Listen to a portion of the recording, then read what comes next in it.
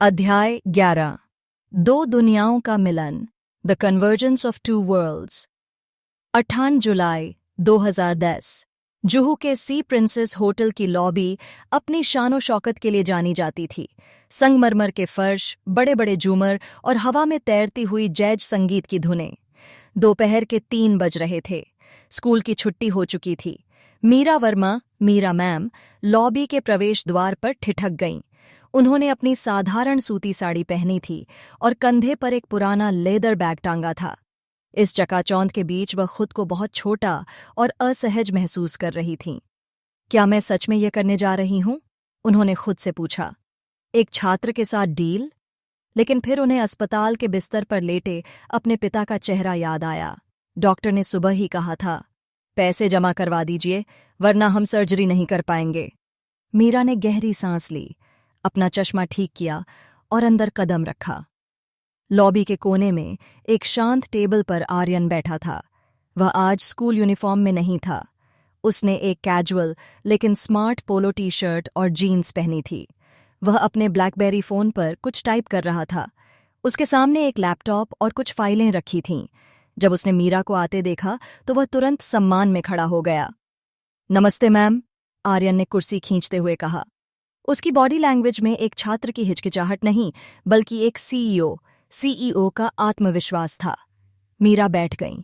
उनके हाथ थोड़े कांप रहे थे। नमस्ते आर्यन, मैंने तुम्हारे प्रस्ताव के बारे में सोचा। आर्यन ने वेटर को इशारा किया। 2 कैप्चिनो प्लीज। फिर उसने मीरा की ओर मुड़कर एक फाइल आगे सरका दी। यह फिनिक्स कंसल्टेंसी के रजिस्ट्रेशन पेपर्स हैं, आर्यन ने सीधे मुद्दे पर आते हुए कहा। इसमें लिखा है कि आप कंपनी की मैनेजिंग डायरेक्टर एमडी हैं। आपके पास हस्ताक्षर करने का अधिकार, साइनिंग अथॉरिटी होगा, लेकिन कंपनी के बड़े फैसले जैसे निवेश और संपत्ति खरीदना मेरे लिखित निर्देश पर ही होंगे। मीरा ने फाइल खोली। शर्तें वही थीं जो आर्यन ने बताई थीं। 5% शेयर, सैलरी और 5 लाख का एडवांस। आर्यन, मीरा ने फाइल से नजर हटाकर उसकी आंखों में देखा। मैं साइन कर दूंगी, लेकिन एक सवाल है जो मुझे परेशान कर रहा है। तुम ये सब क्यों कर रहे हो? तुम्हारे पास ये पैसा, ये समझ, ये सब अचानक कैसे आया? आर्यन ने अपनी कॉफी का घूंट भरा। उसने खिड़की से बाहर बरसती बारिश को देखा। मैम, आर्यन ने धीमी आवाज में कहा, कभी कभी जिंदगी इंसान को उम्र से पहले बड़ा बना देती है। मैंने गरीबी देखी है, लाचारी देखी है, और मैंने सीखा है कि इस दुनिया में पैसे के बिना नेकी की कोई कीमत नहीं है। मैं बस अपनी और अपने लोगों की तकदीर बदल रहा हूं। अपने लोग। मीरा को लगा जैसे वह उस दायरे में शामिल हो गई हैं। आर्यन ने अपनी जेब से एक चेक निकाला। 5 लाख रुपए। पहले से साइन किया हुआ उसके नए बैंक खाते से, जो उसने हितेन मेहता की मदद से अपने पिता के पुराने खाते को पुनर्जीवित करके और खुद को नॉमिनी दिखाकर मैनेज किया था। एक जटिल प्रक्रिया जिसे उसने अपनी भविष्य की जानकारी से आसान बना लिया था। यह आपके पिता के लिए है, आर्यन ने चेक मेज पर रख दिया। यह कर्ज नहीं है मैम, यह आपकी साइनिंग बोनस है, आपका हक। मीरा ने चेक देखा। उनकी आंखों में आंसू भर आए। कल रात तक वह भगवान से मदद की भीख मांग रही थीं और आज मदद उनके सामने बैठी थी, उनके अपने छात्र के रूप में। उन्होंने कांपते हाथों से पेन उठाया और पेपर्स पर साइन कर दिए। Meera Verma, managing director. जैसे ही उन्होंने पेन रखा, एक बिजली सी कड़की। डील पक्की हो गई थी। स्वागत है पार्टनर, आर्यन ने हाथ बढ़ाया। मीरा ने उसका हाथ थाम लिया। शुक्रिया आर्यन, मैं तुम्हें निराश नहीं करूंगी। मुझे पता है, आर्यन मुस्कुराया।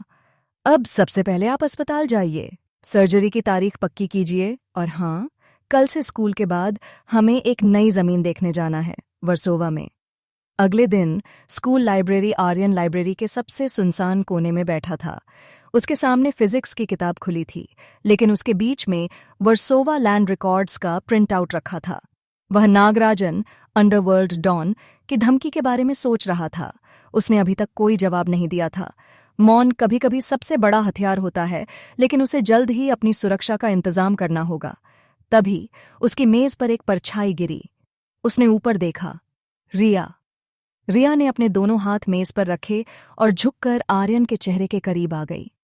उसकी आंखों में वही पुरानी आग थी, लेकिन इस बार उसमें जिज्ञासा, क्यूरियोसिटी का ईंधन भी मिला हुआ था। होटल सी प्रिंसेस, स्वीट नंबर 302, रिया ने फुसफुसाते हुए कहा। आर्यन की आंखों की पुतलियां थोड़ी भी नहीं हिलीं। उसने शांति से पन्ना पलटा। जासूसी करना एक बुरी आदत है रिया, और अमीर लड़कियों को यह शोभा नहीं देता। बकवास बंद करो, रिया ने थोड़ी तेज आवाज में कहा। फिर लाइब्रेरी में बैठी लाइब्रेरियन को देखकर अपनी आवाज धीमी कर ली। वह आर्यन के बगल वाली कुर्सी पर बैठ गई, बिल्कुल सटकर। तुम हो कौन आर्यन? रिया ने पूछा। उसकी आवाज में हताशा थी। कल तक तुम बस के किराए के लिए पैसे बचाते थे, आज तुम 5 स्टार होटल के स्वीट में रह रहे हो। तुम्हारे चाचा चाची कह रहे हैं तुम भाग गए हो, पुलिस तुम्हें ढूंढ सकती है। तुम किसी मुसीबत में तो नहीं हो? आर्यन रुका। उसने रिया की आंखों में चिंता, कंसर्न देखी। उसके अहंकारी स्वभाव के नीचे वह सच में परवाह कर रही थी। आर्यन ने अपनी किताब बंद कर दी। वह रिया की तरफ मुड़ा। रिया, उसने नरमी से कहा, अगर मैं तुम्हें सच बताऊं तो तुम यकीन नहीं करोगी, और अगर मैं झूठ बोलूं तो तुम पकड़ लोगी। कोशिश तो करो, रिया ने जिद की। उसने अनजाने में अपना हाथ आर्यन के हाथ पर रख दिया। मुझे बताओ, क्या तुमने लॉटरी जीती है, या क्या तुम ड्रग्स वगैरह बेच रहे हो? आर्यन हंसा, एक असली खुली हंसी। ड्रग्स? नहीं बाबा, मैं जुआरी हूं, लेकिन ताश का नहीं, वक्त का। रिया को कुछ समझ नहीं आया। पहेलियां मत बुझाओ। आर्यन ने अपना हाथ उसके हाथ से नहीं हटाया। उसे रिया की त्वचा की गर्मी महसूस हो रही थी। एक अजीब सा खिंचाव था उन दोनों के बीच। रिया, आर्यन ने गंभीर होकर कहा, कुछ राज ऐसे होते हैं जो इंसान की सुरक्षा के लिए होते हैं। मेरे पास पैसा है, यह सच है, और ये मेरा है, यह भी सच है। मैं होटल में इसलिए हूं क्योंकि मेरे पास अब घर नहीं है, लेकिन यह अस्थाई, टेम्पररी है। वह थोड़ा और करीब आया, इतना करीब कि उनकी नाक लगभग छू रही थी। तुम मेरे बारे में इतना क्यों सोच रही हो? आर्यन ने उसकी आंखों में डूबते हुए पूछा। कहीं ऐसा तो नहीं कि मिस स्कूल क्वीन को एक गरीब बागी रेबल से प्यार हो गया है?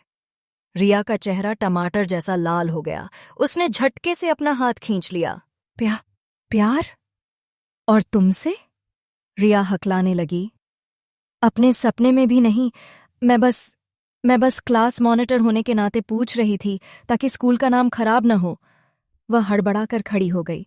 तुम बहुत बदतमीज हो। वह तेजी से लाइब्रेरी से बाहर भाग गई, लेकिन जाते जाते आर्यन ने देखा कि उसके चेहरे पर मुस्कान थी, एक घबराई हुई लेकिन खुश मुस्कान। आर्यन ने सिर हिलाया। सुंदेरे, बाहर से सख्त, अंदर से नरम। लेकिन उसकी मुस्कान तब गायब हो गई जब उसका फोन वाइब्रेट हुआ। एक अज्ञात नंबर से मैसेज था। खेलने का समय खत्म बच्चे, आज रात 8 बजे, पुराना वेयरहाउस JB नगर। अगर नहीं आए तो हम अनाया के घर जाएंगे। अगराजन। आर्यन का चेहरा पत्थर जैसा सख्त हो गया। अनाया का नाम आते ही उसके अंदर का सोया हुआ शैतान जाग गया। तुमने गलत नस दबा दी नागराजन। आर्यन ने फोन बंद करते हुए सोचा। तुम अनाया के घर नहीं जाओगे। आज रात मैं तुम्हारे घर आऊंगा। शाम 7 बजे। तैयारी आर्यन होटल के कमरे में था। उसने अपनी स्कूल यूनिफॉर्म उतार दी थी और काले रंग के कपड़े पहने थे। काली हुडी, काली जीन्स और स्पोर्ट्स शूज, रात के अंधेरे में घुलने के लिए। उसने अपने बैग से एक छोटा सा उपकरण निकाला जो उसने दोपहर में खरीदा था। एक high voltage taser, stun gun और मिर्च स्प्रे, पेपर स्प्रे। शारीरिक रूप से वह अभी भी कमजोर था। वह 10 गुंडों से लड़ नहीं सकता था, लेकिन उसके पास समय दृष्टि थी। वह उनके हर वार को पहले ही देख सकता था। लेकिन सिर्फ बचना काफी नहीं था, उसे हमला करना था। उसने हितेन मेहता को कॉल किया। सर, आर्यन ने कहा, मुझे एक फेवर चाहिए। मुझे पता है आपके पुलिस कमिश्नर के साथ अच्छे संबंध हैं। क्या हुआ आर्यन? हितेन की आवाज चिंतित थी। CM.IB नगर के पुराने वेयरहाउस में आज रात कुछ अवैध गतिविधियों का भंडाफोड़ होने वाला है। आर्यन ने ठंडे दिमाग से झूठ बोला। अगर पुलिस वहां 8:30 बजे रेड मारे तो उन्हें नागराजन के गिरोह के पास भारी मात्रा में स्मगल्ड सोना मिलेगा। आर्यन को याद था कि नागराजन अपनी तस्करी का माल वहीं रखता था। यह खबर अखबार में 2011 में आई थी, लेकिन माल वहां हमेशा रहता था। नागराजन? हितेन चौंका। वो तो बहुत बड़ा नाम है, क्या तुम श्योर हो? 100% सर, और ये टिप आपके नाम से जानी चाहिए। आपको पुलिस डिपार्टमेंट में बहुत वाहवाही मिलेगी। ठीक है, हितेन ने कुछ पल सोचने के बाद कहा। मैं डीसीपी को इन्फॉर्म करता हूं। 8:30 बजे। आर्यन ने फोन काटा। अब योजना यह थी, उसे 8 बजे वहां जाना था, नागराजन का ध्यान भटकाना था और 8:30 बजे तक खुद को जिंदा रखना था।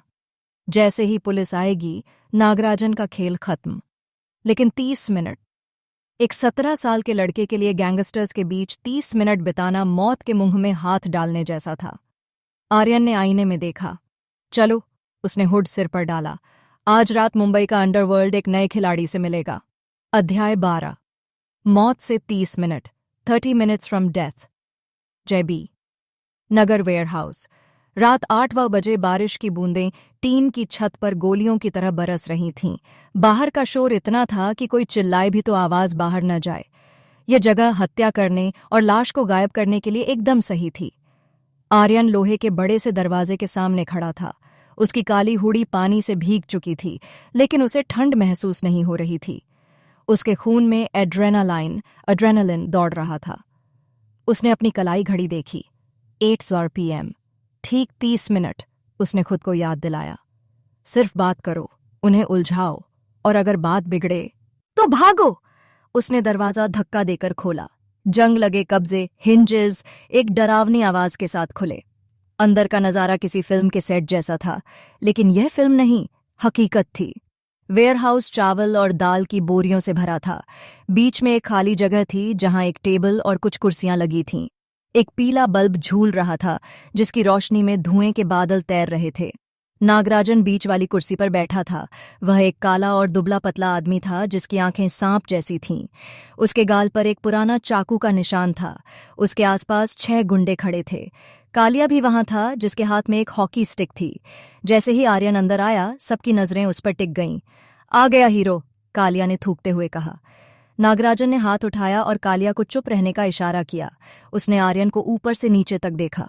हिम्मत की दाद देनी पड़ेगी, नागराजन ने अपनी दक्षिण भारतीय लहजे वाली हिंदी में कहा। मैंने सोचा था तू डर कर भाग जाएगा, लेकिन तू तो खुद शेर की मांद में चला आया। आर्यन चलते हुए टेबल के पास आया। उसने अपनी बॉडी लैंग्वेज को रिलैक्स रखा, हालांकि उसका दिल हथौड़े की तरह बज रहा था। जब शेर बुलाए तो आना पड़ता है, आर्यन ने कहा, वरना शेर जंगल अनाया के घर में शिकार करने निकल जाता है। नागराजन हंसा, एक सूखी, खड़खड़ाती हुई हंसी। बैठ। आर्यन सामने वाली कुर्सी पर बैठ गया। सीधी बात करते हैं, नागराजन ने टेबल पर एक चाकू घोंप दिया। तूने जावेद भाई से 18 लाख जीते, मुझे उसमें से 50% चाहिए, यानी 9 लाख अभी, और आगे से तू जो भी जीतेगा उसका 30% मेरा हफ्ता, प्रोटेक्शन मनी। आर्यन ने घड़ी पर नजर डाली। 8:05 PM, 25 मिनट और। 9 लाख? आर्यन ने अपनी भौहें चढ़ाईं। नागराजन भाई, आप तो डकैती कर रहे हैं। बिजनेस में पार्टनरशिप होती है, लूट नहीं। नागराजन का चेहरा सख्त हो गया। वह आगे झुका। यह बिजनेस नहीं है बच्चे, यह मेरी दुनिया है। यहां या तो तुम मुझे पैसा दोगे या अपनी जान।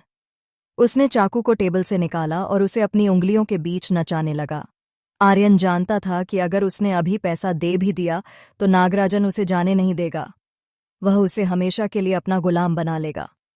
पैसा तो मैं नहीं लाया, आर्यन ने अपनी जेबें दिखाते हुए कहा। गुंडों ने तुरंत अपनी हॉकी स्टिक्स और चेन कस लीं। कालिया आगे बढ़ा। रुक, आर्यन ने हाथ उठाया। लेकिन मेरे पास एक ऐसी जानकारी है जो 9 लाख से कहीं ज्यादा की है। नागराजन की दिलचस्पी जागी। क्या? आर्यन ने एक लंबी सांस ली। उसे समय काटना था। मुझे पता है कि इन चावल की बोरियों के नीचे क्या है। आर्यन ने कमरे के कोने में रखे बोरियों के ढेर की तरफ इशारा किया। चावल के बीच में स्मगल किया हुआ सोना, दुबई से आया हुआ, लगभग 5 किलो। सही कहा ना? कमरे में सन्नाटा छा गया। नागराजन की आंखें फैल गईं। यह जानकारी सिर्फ उसके और उसके सप्लायर के बीच थी। यहां तक कि उसके गुंडों को भी नहीं पता था कि बोरियों में क्या है। तुझे कैसे पता? नागराजन खड़ा हो गया। उसने पिस्तौल निकाल ली और आर्यन के माथे पर तान दी। तू पुलिस का खबरी है? घड़ी में 8:15 PM। अगर मैं पुलिस का खबरी होता तो अब तक यहां पुलिस होती, आर्यन ने शांति से कहा, हालांकि पिस्तौल की नली देखकर उसके पसीने छूट रहे थे। मैं बस एक ऐसा इंसान हूं जो सब कुछ जानता है। मैं आपकी मदद कर सकता हूं नागराजन भाई। मैं आपको बता सकता हूं कि कस्टम्स वाले कब रेड मारने वाले हैं। मैं आपको बता सकता हूं कि सोने का भाव कब बढ़ेगा। नागराजन सोच में पड़ गया। अगर यह लड़का सच बोल रहा है तो ये सोने के अंडे देने वाली मुर्गी है, लेकिन उसका अहंकार बीच में आ रहा था।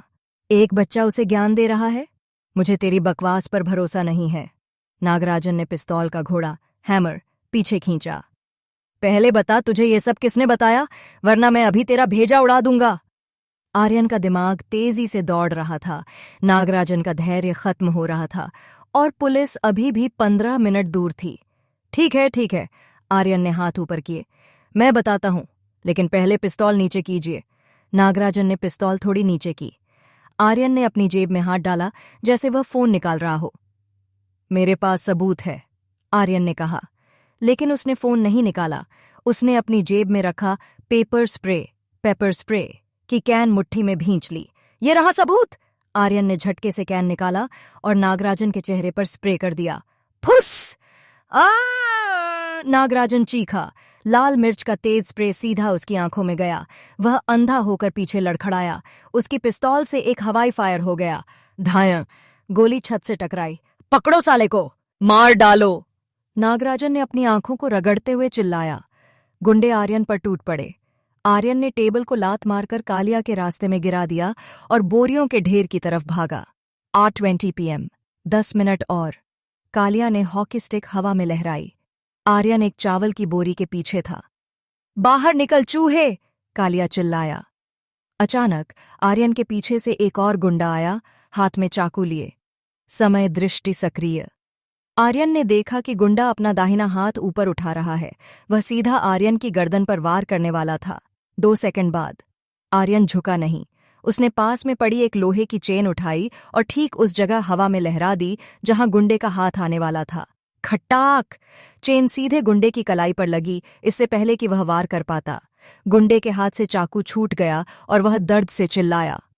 आर्यन ने उसे धक्का दिया और बोरियों के ऊपर चढ़ गया। वह वेयरहाउस की ऊंचाई पर था। नीचे 6 खूंखार लोग उसे मारने के लिए घेरा बना रहे थे। घेर लो इसे, ऊपर से नीचे गिरा दो! नागराजन चिल्ला रहा था। उसकी आंखें अभी भी लाल थीं और आंसू बह रहे थे। आर्यन ने अपनी टेजर गन निकाल ली। एक गुंडा बोरियों पर चढ़ने की कोशिश कर रहा था। आर्यन ने टेजर उसके कंधे पर लगा दिया। चटर पटर चटर! बिजली के झटके से गुंडा अकड़ गया और नीचे गिर पड़ा। लेकिन वे बहुत सारे थे। आर्यन थक रहा था। उसकी सांस फूल रही थी। 8:28 PM। अब तू नहीं बचेगा। कालिया भी ऊपर चढ़ आया था। उसके पीछे 2 और लोग थे। आर्यन कोने में फंस गया था। पीछे दीवार थी, आगे मौत। खेल खत्म बच्चे, कालिया ने दांत दिखाते हुए कहा। आर्यन ने घड़ी देखी। सेकंड की सुई घूम रही थी। हाँ, आर्यन ने मुस्कुराते हुए कहा। खेल खत्म। कालिया ने हॉकी स्टिक उठाई। तभी view view view view! Police siren की तेज आवाज ने बारिश के शोर को चीर दिया। एक नहीं, कई गाड़ियां। बाहर से लाउडस्पीकर पर आवाज आई। नागराजन, पुलिस ने तुम्हें चारों तरफ से घेर लिया है। हथियार डाल दो और बाहर आ जाओ। गोदाम में सन्नाटा छा गया। गुंडों के चेहरे पर हवाइयां उड़ने लगीं। पुलिस? कालिया रुका। इसे कैसे पता था? नागराजन नीचे खड़ा था। उसे समझ आ गया कि क्या हुआ है। धोखा! इस हरामजादे ने मुखबिरी की। भागो! गुंडे आर्यन को भूलकर अपनी जान बचाने के लिए पीछे के दरवाजे की तरफ भागे। लेकिन आर्यन जानता था कि हितेन मेहता ने कमिश्नर से कहकर सारे रास्ते बंद करवा दिए होंगे। यही मौका है, आर्यन ने सोचा। उसने छत के पास बनी एक छोटी खिड़की, वेंटिलेशन की तरफ देखा। वह ऊंचाई पर थी, लेकिन चावल की बोरियों के ढेर से वहां पहुंचा जा सकता था। जबकि नीचे पुलिस दरवाजा तोड़ रही थी और गुंडे इधर उधर भाग रहे थे। आर्यन अंधेरे का फायदा उठाकर खिड़की तक चढ़ गया। उसने कांच को अपनी कोहनी से तोड़ा और बाहर निकल गया। धड़ाम! नीचे पुलिस इंस्पेक्टर कदम और उनकी टीम ने गोदाम का दरवाजा तोड़ दिया। Hands up! आर्यन बारिश में भीगता हुआ गोदाम की छत पर लेटा था। उसने नीचे झांक कर देखा। पुलिस नागराजन और उसके साथियों को हथकड़ी लगा रही थी। नागराजन चिल्ला रहा था, वो लड़का कहाँ है? उसने मुझे फंसाया! इंस्पेक्टर ने उसे एक थप्पड़ मारा। कौन सा लड़का? ज्यादा नशा कर लिया है क्या? चल गाड़ी में बैठ। आर्यन ने राहत की सांस ली। बारिश का पानी उसके चेहरे से खून, मामूली खरोंच और पसीने को धो रहा था। वह बच गया था और उसने अपने सबसे बड़े दुश्मन को रास्ते से हटा दिया था, कम से कम कुछ सालों के लिए। उसने छत से नीचे एक सुरक्षित गली में छलांग लगाई। उसके पैर कीचड़ में धंस गए। वह भीगा हुआ, थका हुआ, लेकिन आजाद था। उसने अपना फोन निकाला। अनाया का मैसेज था। तुम कहाँ हो? मैं बहुत डर रही हूं। आर्यन ने टाइप किया। डरने की कोई बात नहीं है अनु, राक्षस मर चुका है, सो जाओ। फिर उसने हितेन मेहता को मैसेज किया। काम हो गया पार्टनर, थैंक्स। वह अंधेरी सड़कों पर चलते हुए मुख्य सड़क की ओर बढ़ा। अब उसे एक गर्म शॉवर और रिया के उन सवालों का सामना करना था जो कल सुबह उसका इंतजार कर रहे थे। लेकिन आज रात वह जीत गया था। अध्याय 13, घाव और राज, वूंड्स एंड सीक्रेट्स। 19 जुलाई 2010। अगली सुबह आर्यन की आंखें जब खुलीं तो उसे लगा जैसे किसी ट्रक ने उसे कुचल दिया हो। वह होटल सी प्रिंसेस के नरम गद्दे पर लेटा था, लेकिन उसका शरीर अकड़ा हुआ था। कल रात गोदाम की छत से कूदते वक्त उसकी पसली में हल्की मोच आ गई थी और उसकी बाईं कलाई बुरी तरह छिल गई थी। उसने करवट बदली और दर्द से कराह उठा। आह! उसने बेडसाइड टेबल पर रखी क्रॉसिन की गोली उठाई और पानी के साथ निगल ली। फिर वह धीरे धीरे बाथरूम गया। आईने में उसने अपनी गर्दन देखी। वहां एक लाल खरोंच थी, शायद किसी टहनी या कांच के टुकड़े से लगी थी। इसे छिपाना होगा, आर्यन ने सोचा। उसने फर्स्ट एड किट से एंटीसेप्टिक क्रीम लगाई। फिर उसने अपनी स्कूल यूनिफॉर्म पहनी। उसने शर्ट का कॉलर ऊपर तक बंद किया और आस्तीनें, स्लीव्स, नीचे करके बटन लगा लिए ताकि कलाई की चोट न दिखे। कमरे से निकलने से पहले उसने टीवी ऑन किया। न्यूज़ चैनल पर ब्रेकिंग न्यूज़ चल रही थी। मुंबई पुलिस की बड़ी कामयाबी, कुख्यात तस्कर नागराजन और उसके 6 साथी जेबी नगर के गोदाम से गिरफ्तार, भारी मात्रा में अवैध सोना और हथियार बरामद।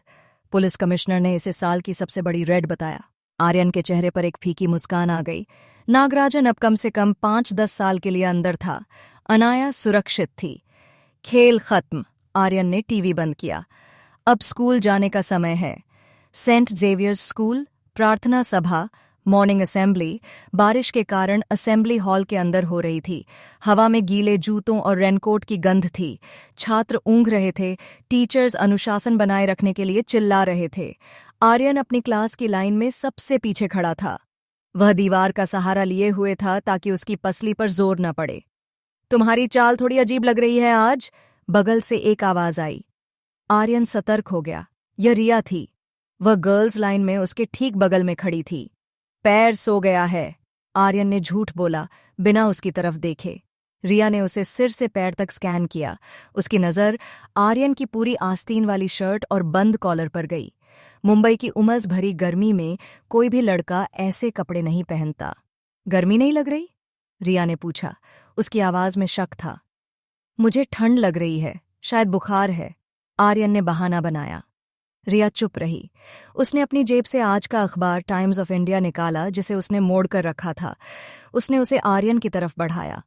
फ्रंट पेज पढ़ा? रिया ने पूछा। नागराजन गिरफ्तार, रात 8:30 बजे। आर्यन का दिल एक पल के लिए रुका, फिर सामान्य गति पर आ गया। अच्छी खबर है, शहर का कचरा साफ हुआ। रिया ने अखबार वापस जेब में रखा। वह आर्यन के कान के पास झुकी। अजीब बात है ना, कल लाइब्रेरी में तुम्हें एक मैसेज आया। तुम परेशान हो गए। तुम 7:30 बजे गायब हो गए और 8:30 बजे नागराजन पकड़ा गया। टाइमिंग कुछ ज्यादा ही परफेक्ट नहीं है? आर्यन ने धीरे से अपना सिर घुमाया और रिया की आंखों में देखा। वह बहुत स्मार्ट थी, जरूरत से ज्यादा स्मार्ट।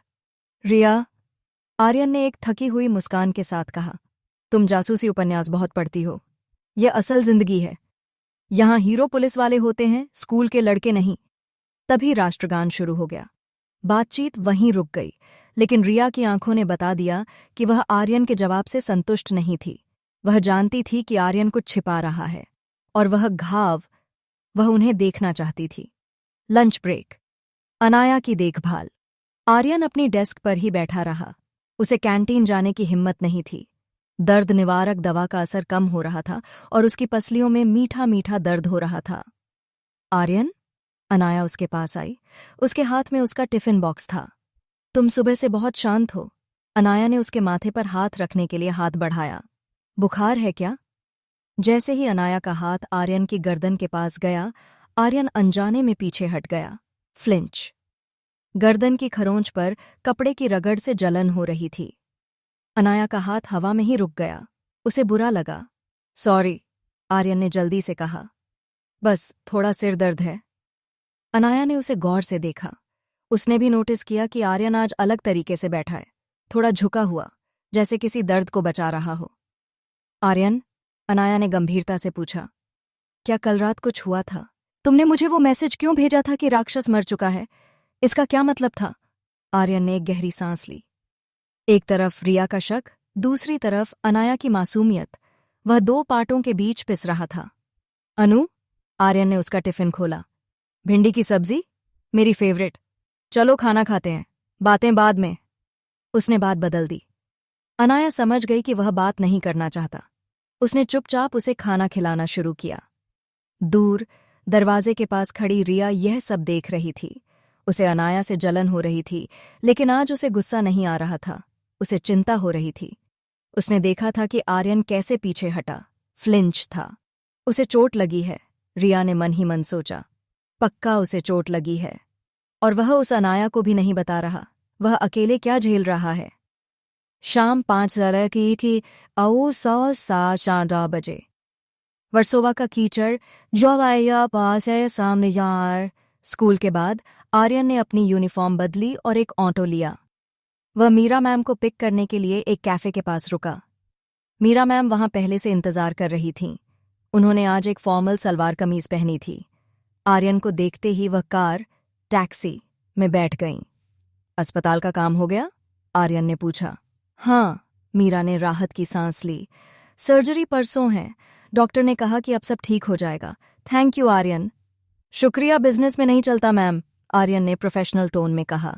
अब काम पर ध्यान देते हैं। आधे घंटे बाद वे वर्सोवा क्रीक के पास एक सुनसान इलाके में खड़े थे। जगह बिल्कुल वीरान थी। सामने मीलों तक फैला हुआ दलदल, मैंग्रोव के झाड़ और कीचड़, मच्छरों की भिनभिनाहट और सड़े हुए पानी की बदबू आ रही थी। दूर कहीं कुछ मछुआरों की नावें दिख रही थीं। यह? मीरा ने अपनी नाक पर रुमाल रखते हुए पूछा। आर्यन, तुम मजाक कर रहे हो? ये जमीन नहीं, कीचड़ है। यहां कोई कुत्ता भी नहीं आता। तुम यहां अपना पैसा फंसाना चाहते हो? आर्यन बंजर जमीन को देख रहा था, लेकिन उसे कीचड़ नहीं दिख रहा था। समय दृष्टि 5 साल आगे उसे अपनी यादों में वह भविष्य दिखाई दे रहा था। यही कीचड़ कंक्रीट में बदल चुका है। बड़े बड़े क्रेन चल रहे हैं। मेट्रो के डिब्बे यहां पार्क किए जा रहे हैं। सरकार ने इस जमीन को मेट्रो यार्ड के लिए अधिग्रहित एक्वायर कर लिया है, और आसपास की जमीन पर गगनचुंबी इमारतें बन रही हैं। वर्तमान। मैम, आर्यन ने कहा, आज जो कीचड़ है कल वो सोना होगा। मुझे पता चला है कि सरकार अगले 6 महीनों में मेट्रो लाइन 1 के विस्तार की घोषणा करने वाली है, और इसका यार्ड, डिपोट, ठीक यहीं बनेगा। मीरा ने उसे अविश्वास से देखा। मेट्रो? मुंबई में? आर्यन, बातें तो बहुत सालों से चल रही हैं, लेकिन अभी तक कुछ नहीं हुआ। होगा? आर्यन ने दृढ़ता से कहा। और जब सरकार को यह जमीन चाहिए होगी तो वे हमें मुंहमांगी कीमत देंगे। आज इस 2 एकड़ जमीन की कीमत 40 लाख है। 2 साल बाद यह 4 करोड़ होगी। 4 करोड़। मीरा का सिर चकरा गया। हमें ये जमीन खरीदनी है, अभी, आर्यन ने कहा। मेरे पास 20 लाख हैं। बाकी 20 लाख के लिए हमें लोन लेना होगा या हितेन मेहता को पार्टनर बनाना होगा। आप पेपर वर्क शुरू कीजिए। जमीन के मालिक को ढूंढिए। मुझे ये डील अगले हफ्ते तक फाइनल चाहिए। मीरा ने उस लड़के को देखा। 17 साल का, दुबला पतला, चेहरे पर अभी दाढ़ी भी नहीं आई थी, लेकिन उसकी आंखों में भविष्य पढ़ने की ताकत थी। ठीक है, मीरा ने अपनी डायरी निकाली। मैं कल ही म्यूनिसिपल ऑफिस, BMC, जाकर रिकॉर्ड्स चेक करती हूँ। वे वापस जाने के लिए मुड़े। अचानक आर्यन का पैर फिसला। कीचड़ गीला था। उसने खुद को संभालने की कोशिश की, लेकिन उसकी पसलियों में एक तेज दर्द उठा। आह! आर्यन के मुंह से चीख निकल गई। वह घुटनों के बल गिर गया, अपनी छाती पकड़कर। आर्यन! मीरा घबराकर उसके पास झुकी। क्या हुआ? तुम ठीक हो? आर्यन का चेहरा दर्द से सफेद पड़ गया था, माथे पर पसीना आ गया। दर्द बहुत तेज था। मीरा ने उसका हाथ हटाया और उसकी शर्ट के बटन थोड़े खोले ताकि वह सांस ले सके। और तब उन्होंने देखा, आर्यन की पसलियों के पास त्वचा पर एक बड़ा सा नीला काला निशान, ब्रूज था और उसकी पीठ पर खरोंच के गहरे निशान थे। मीरा की सांस अटक गई। हे भगवान, आर्यन, ये क्या है? तुम्हें किसने मारा? आर्यन ने जल्दी से अपनी शर्ट ठीक की और मीरा के सहारे खड़ा हुआ। गिर गया था मैम। आर्यन ने झूठ बोलने की कोशिश की, लेकिन उसकी आवाज में दम नहीं था। झूठ मत बोलो, मीरा ने डांटा। अब वह पार्टनर नहीं, एक टीचर की तरह बोल रही थीं। ये गिरने की चोट नहीं है, ये किसी लड़ाई के निशान हैं। तुम किस मुसीबत में फंसे हो? आर्यन ने एक गहरी सांस ली। दर्द थोड़ा कम हो रहा था। मैम, आर्यन ने उनकी आंखों में देखा। बिजनेस में रिस्क होता है, ये उसी रिस्क की कीमत है, लेकिन चिंता मत कीजिए, हिसाब बराबर हो गया है। मीरा उसे देखती रही। उन्हें डर लग रहा था। ये लड़का जिस रास्ते पर चल रहा था वह बहुत खतरनाक था, लेकिन अब वे भी उस रास्ते की हमसफर थीं। चलो, मीरा ने उसे सहारा दिया। मैं तुम्हें डॉक्टर के पास ले चल रही हूं। कोई बहस नहीं। आर्यन मुस्कुराया। उसे एक माँ या बड़ी बहन की कमी महसूस हो रही थी और मीरा अनजाने में वह जगह ले रही थी। ठीक है बॉस, आर्यन ने कहा। दूर सड़क के किनारे खड़ी एक काली कार में एक कैमरा शटर की आवाज आई। क्लिक। कैमरे के लेंस के पीछे रिया नहीं थी, ये कोई और था, एक जासूस जिसे नागराजन के भाई सुंदर ने भेजा था। नागराजन जेल में था, लेकिन उसका नेटवर्क अभी भी बाहर था और वे बदला लेने के लिए आर्यन की कमजोरियां ढूंढ रहे थे। तस्वीर में आर्यन और मीरा साथ थे। तो यह है उसकी कमजोरी, जासूस ने फोन पर कहा। एक औरत, शायद उसकी टीचर है। खेल अभी खत्म नहीं हुआ था, यह बस एक नए स्तर, लेवल पर पहुंच गया था। अध्याय 14, गलतफहमी की दीवार, द वॉल ऑफ मिसअंडरस्टैंडिंग। 20 जुलाई 2010। इंसान का दिमाग खाली जगहों को भरने में माहिर होता है और अक्सर वह उन्हें अपने सबसे बुरे डर से भर देता है। रिया मल्होत्रा के साथ भी यही हो रहा था। पिछले 2 दिनों से वह किसी जासूस की तरह आर्यन पर नजर रख रही थी। उसने देखा था कि वह लंच ब्रेक में गायब हो जाता है। उसने देखा था कि वह अपने ब्लैकबेरी फोन को किसी खजाने की तरह छिपाकर रखता है, और सबसे बड़ी बात, वह होटल सी प्रिंसेस में रह रहा था। लेकिन आज उसे वह टुकड़ा मिल गया जो इस पहेली को एक बदसूरत तस्वीर में बदल देगा। लंच ब्रेक का समय था। बारिश रुक चुकी थी, लेकिन आसमान में काले बादल अभी भी छाए हुए थे। आर्यन क्लासरूम में नहीं था। रिया ने उसे कॉरिडोर के अंत में सीढ़ियों के नीचे एक सुनसान कोने में जाते हुए देखा। वह फोन पर बात कर रहा था। रिया ने अपने सैंडल उतार दिए ताकि आवाज न हो और दबे पांव दीवार के पीछे जाकर खड़ी हो गई। उसकी सांसें अटकी हुई थीं। हाँ, ट्रांसफर हो गया है, आर्यन की धीमी आवाज आई। 5 लाख अभी भेजे हैं, बाकी का इंतजाम कल तक हो जाएगा। रिया की भौहें तन गईं। 5 लाख? आर्यन के पास इतना पैसा कहाँ से आया? और वह किसे भेज रहा है? चिंता मत करो मीरा, आर्यन ने कहा। तुम्हारे पास साइनिंग अथॉरिटी है, बस पेपर्स तैयार रखना। हम आज शाम को होटल में मिलेंगे। रूम सर्विस मंगवा लेंगे, बाहर जाने की जरूरत नहीं है। Meera, hotel, room service. Riya के पैरों तले से जमीन खिसक गई। उसे लगा जैसे किसी ने उसके पेट में घूंसा मारा हो। मीरा? रिया का दिमाग तेजी से दौड़ा। मीरा कौन? मीरा, मैम। उसने डॉट्स कनेक्ट किए। मीरा, मैम युवा थीं, सुंदर थीं और अभी अभी स्कूल में अफवाह उड़ी थी कि उन्हें पैसों की सख्त जरूरत है। और आर्यन अचानक अमीर हो गया था। एक घिनौना विचार रिया के दिमाग में आया। क्या आर्यन मीरा मैम के साथ? नहीं, यह नहीं हो सकता। लेकिन सबूत उसके सामने थे। पैसा, होटल की मुलाकातें और वह गोपनीयता। रिया को याद आया कि कल कैसे अनाया बता रही थी कि आर्यन ने गर्दन पर चोट के निशान छिपाए थे। तो ये सच है। रिया की आंखों में आंसू आ गए। वह कोई हीरो नहीं है, वह बस एक बिगड़ा हुआ लड़का है जो पैसों से सब कुछ खरीद रहा है, यहां तक कि प्यार भी। उसका दिल टूट गया। उसे नहीं पता था कि उसे इतना दर्द क्यों हो रहा है, लेकिन उसे लग रहा था जैसे उसे धोखा मिला है। वह वहां से भाग गई, इससे पहले कि आर्यन उसे देख पाता। क्लास बाराइमिया दोपहर एजा मिनन समिनम जे अगला पीरियड मीरा मैम का था। जब मीरा क्लास में आई तो वह थोड़ी थकी हुई लग रही थीं, लेकिन उनके चेहरे पर राहत थी। पिता की सर्जरी की तारीख तय होने के कारण उन्होंने क्लास को एक मुस्कान दी। गुड आफ्टरनून क्लास, मीरा ने कहा। पूरी क्लास ने जवाब दिया, लेकिन एक आवाज गायब थी। रिया मल्होत्रा अपनी सीट पर पत्थर की मूरत बनी बैठी थी। वह मीरा को घूर रही थी। उसकी नजरों में सम्मान नहीं बल्कि शुद्ध नफरत थी। आर्यन अपनी सीट पर आराम से बैठा था, खिड़की से बाहर देख रहा वर्सोवा की जमीन के बारे में सोच रहा था। उसे तनिक भी अंदाजा नहीं था कि उसके ठीक बगल में एक ज्वालामुखी फटने के लिए तैयार है। आज हम जूलियस सीजर का नाटक शुरू करेंगे, मीरा ने किताब उठाई। इसमें विश्वासघात, बिट्रेयल एक मुख्य विषय है। विश्वासघात, रिया ने जोर से कहा, बीच में टोकते हुए। मैम, क्या आप हमें बताएंगी कि असली जिंदगी में विश्वासघात कैसे पहचाना जाता है, खासकर उन लोगों से जिन पर हम भरोसा करते हैं? पूरी क्लास सन्न रह गई। Pin drop silence. Meera ma'am चौंक गईं। रिया हमेशा एक अच्छी स्टूडेंट थी, उसने कभी इस तरह बात नहीं की थी। रिया? मीरा ने चश्मा ठीक किया। तुम्हारा क्या मतलब है? मेरा मतलब है। रिया खड़ी हो गई। उसकी आवाज कांप रही थी, लेकिन उसने अपनी ठुड्डी ऊपर रखी। कुछ लोग बाहर से बहुत आदर्श, आइडियल दिखते हैं, टीचर, मेंटर, लेकिन अंदर से वे सिर्फ पैसे के लिए अपने उसूल बेच देते हैं। क्या इसे भी विश्वासघात कहेंगे? आर्यन का ध्यान खिड़की से हट गया। उसने रिया को देखा, फिर मीरा को। उसे तुरंत समझ आ गया कि कुछ बहुत गलत हो रहा है। रिया का निशाना मीरा मैम थीं। रिया, बैठ जाओ, आर्यन ने सख्त आवाज में कहा। तुम नहीं जानती तुम क्या बोल रही हो। ओह, मैं सब जानती हूं। रिया आर्यन की तरफ मुड़ी। उसकी आंखों से अब आंसू बह रहे थे।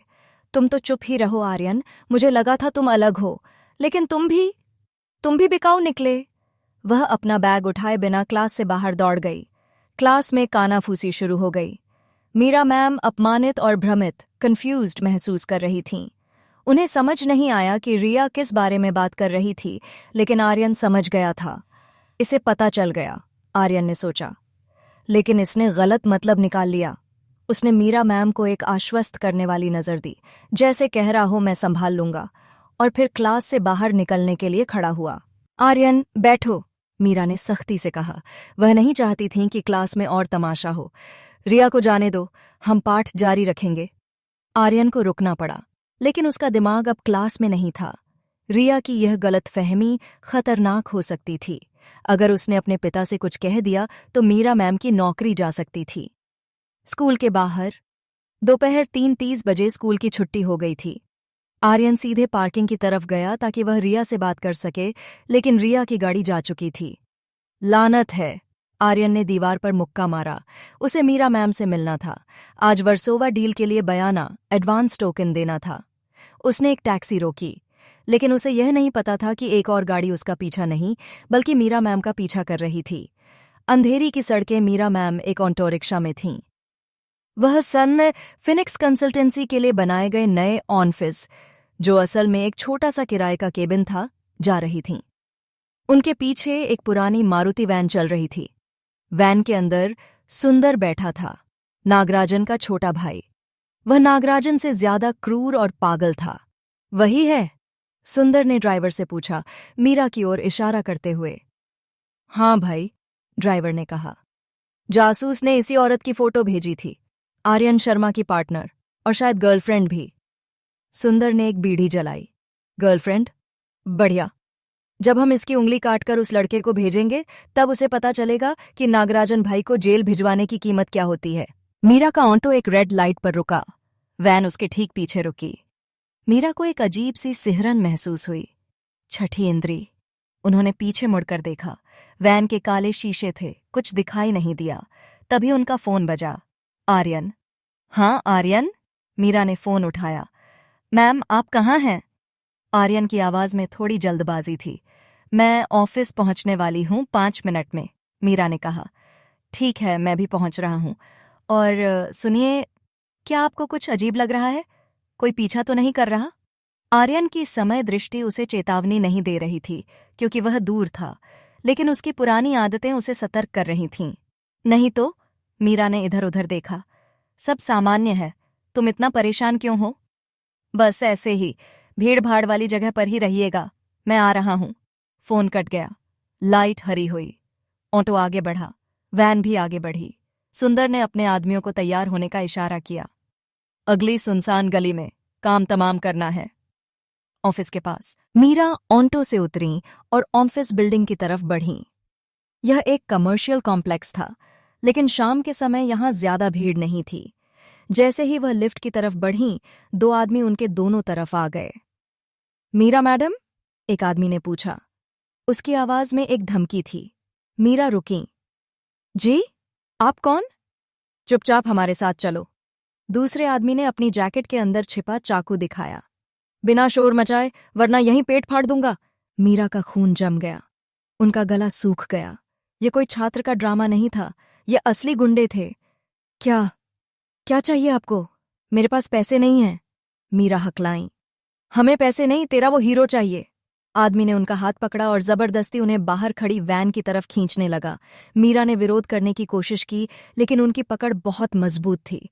लोग आ जा रहे थे, लेकिन सब अपने फोन में व्यस्त थे। किसी ने ध्यान नहीं दिया। छोड़ो मुझे, मीरा चिल्लाई, लेकिन वैन का दरवाजा खुला और उन्होंने उसे अंदर धकेल दिया। स्क्रीच!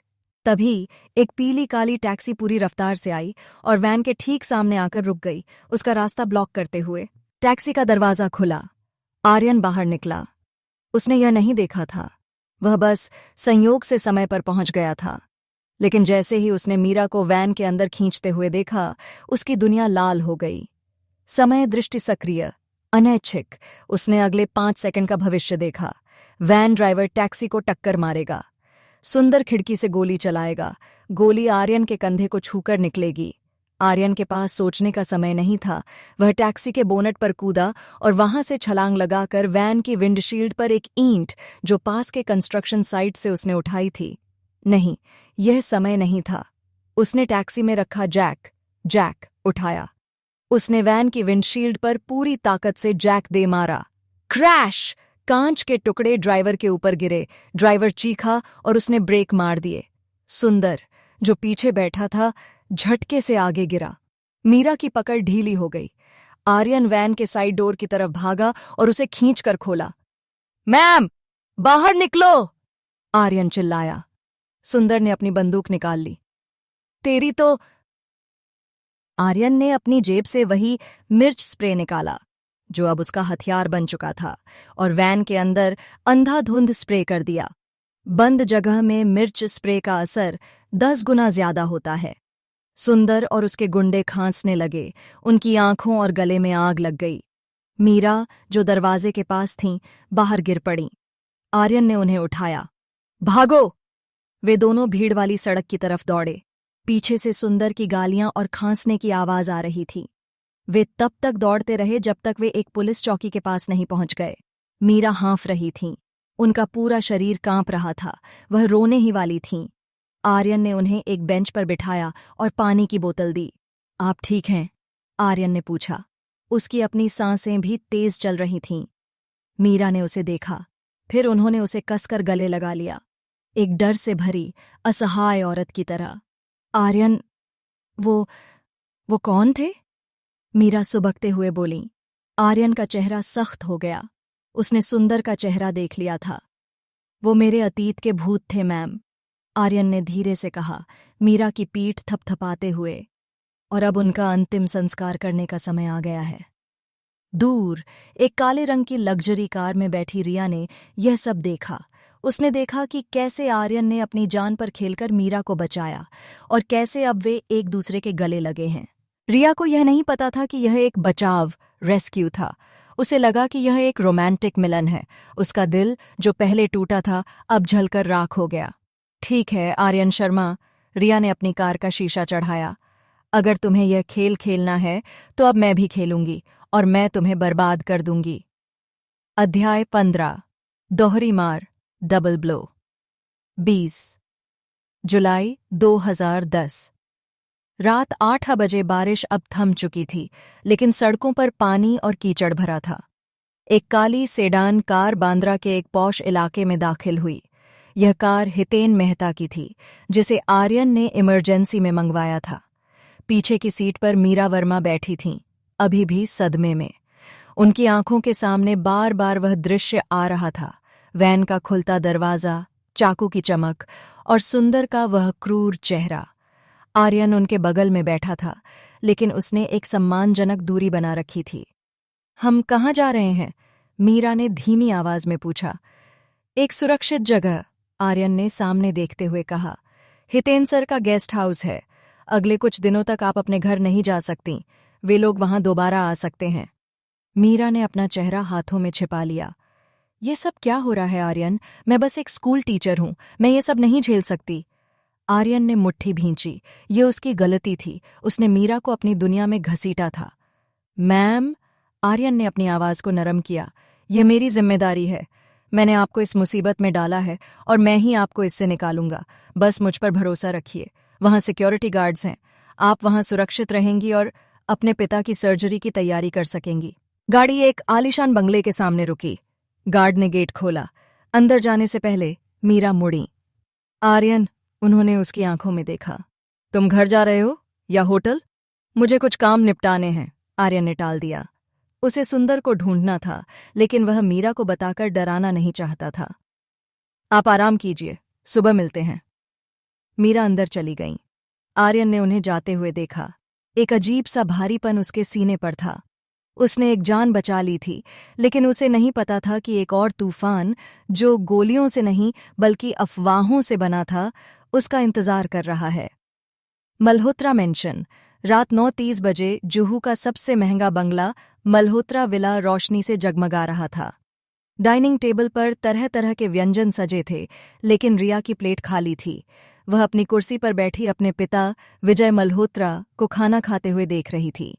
विजय मल्होत्रा एक सख्त और प्रभावशाली आदमी थे, जिनके लिए उनकी बेटी उनकी दुनिया थी। क्या हुआ बेटा? विजय ने रिया के उदास चेहरे को नोटिस किया। खाना क्यों नहीं खा रही? किसी ने कुछ कहा स्कूल में? रिया ने कांटा फॉर्क प्लेट पर रखा। उसकी आंखों में ताज़ा आंसू आ गए।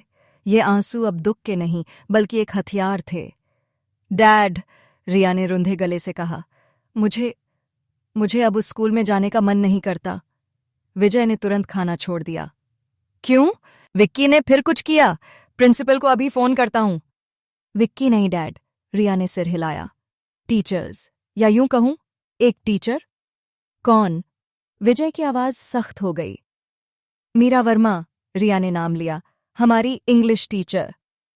रिया ने एक गहरी सांस ली और वह कहानी बुनी जो उसने अपने दिमाग में सच मान ली थी। डैड, स्कूल का माहौल बहुत खराब हो गया है। मीरा मैम, वो अच्छे परिवार की नहीं लगती, मैंने खुद देखा है। रिया ने थोड़ा झुठलाया, थोड़ा सच बोला। मैंने उन्हें स्कूल के एक लड़के, आर्यन शर्मा, के साथ देखा है। वो क्लास में उसे अलग से फेवर करती हैं। वे स्कूल के बाद उसके साथ घूमती हैं। आज मैंने उन्हें आर्यन के साथ एक होटल के कमरे के बाहर गले मिलते देखा। विजय मल्होत्रा का चेहरा गुस्से से लाल हो गया। एक टीचर और छात्र के बीच संबंध, और वह भी उनकी बेटी के स्कूल में? क्या तुम सच कह रही हो रिया? विजय ने कड़क आवाज में पूछा। यह बहुत गंभीर आरोप है। मैंने अपनी आंखों से देखा है डैड। रिया ने टेबल पर मुक्का मारा। उसका गुस्सा फूट पड़ा। वो आर्यन, वो एक सीधा सादा लड़का था, लेकिन मीरा मैम ने उसे फंसा लिया है। वो उसे पैसों के लिए इस्तेमाल कर रही हैं। आर्यन अब महंगे होटल्स में रह रहा है, पता नहीं कहाँ से पैसे आ रहे हैं। डैड, ये घिनौना है। मुझे ऐसे स्कूल में नहीं पढ़ना जहां टीचर्स ऐसे हों। विजय मल्होत्रा खड़े हो गए। उन्होंने अपना नैपकिन फेंका। चिंता मत करो बेटा, उन्होंने अपना फोन निकाला। कल सुबह तक वो औरत स्कूल में नहीं रहेगी। मैं ट्रस्टी हूं, मैं ऐसी गंदगी अपने स्कूल में बर्दाश्त नहीं करूंगा। रिया ने अपने पिता को फोन मिलाते हुए देखा। उसके चेहरे पर एक ठंडी, संतुष्ट मुस्कान आ गई। अब देखते हैं आर्यन, रिया ने मन ही मन सोचा। जब तुम्हारी वो प्यारी मैम स्कूल से धक्के मारकर निकाली जाएंगी, तब तुम किसके पास जाओगे? तब तुम्हें मेरे पास आना होगा। 21 जुलाई 2010। स्कूल का दिन, सुबह का सूरज बादलों के पीछे छिपा था। स्कूल का माहौल आज कुछ ज्यादा ही शांत था, जैसे तूफान से पहले की शांति। आर्यन स्कूल पहुंचा। वह थका हुआ था। उसने रात भर सुंदर के ठिकानों का पता लगाने की कोशिश की थी, लेकिन वह अंडरग्राउंड हो गया था। जैसे ही आर्यन क्लास 12वीं की तरफ बढ़ा, उसने देखा कि छात्र समूहों में खड़े होकर फुसफुसा रहे हैं। उसे देखकर सब चुप हो गए और अजीब नजरों से देखने लगे। क्या बात है? आर्यन ने राहुल, उसकी बेंचमेट से पूछा। राहुल ने इधर उधर देखा और धीरे से कहा, भाई तुझे नहीं पता, मीरा मैम के बारे में बहुत गंदी बात फैल गई है। आर्यन का दिल धक से रह गया। क्या बात? कि उनका और तेरा चक्कर चल रहा है, राहुल ने हिचकिचाते हुए कहा। किसी ने प्रिंसिपल को शिकायत की है कि तुम दोनों को होटल में देखा गया था। प्रिंसिपल ने मीरा मैम को अभी ऑफिस में बुलाया है। शायद उन्हें सस्पेंड किया जा रहा है। आर्यन को लगा जैसे किसी ने उसे थप्पड़ मारा हो। सुंदर की गोली उसे नहीं लगी थी, लेकिन यह वार सीधा दिल पर लगा था। होटल? लेकिन यह सिर्फ रिया को पता था। आर्यन की मुट्ठी भिंच गई। उसे समझ आ गया। रिया, उसने दांत पीसे। तुम इतनी नीचे गिरोगी, मैंने सोचा नहीं था। उसने अपना बैग क्लास में फेंका और प्रिंसिपल ऑफिस की तरफ दौड़ पड़ा। प्रिंसिपल का ऑफिस दरवाजा थोड़ा खुला था। अंदर से प्रिंसिपल रस्तोगी की ऊंची आवाज आ रही थी। शर्म आनी चाहिए आपको मिस वर्मा। एक शिक्षक का पद भगवान जैसा होता है और आपने उसे कलंकित किया है। मीरा मैम एक कुर्सी पर बैठी थीं, सिर झुकाए हुए। वह रो रही थीं। सर, ये झूठ है, मेरा विश्वास कीजिए। आर्यन बस मेरा छात्र है, वो मेरी मदद कर रहा था। उस तो देरा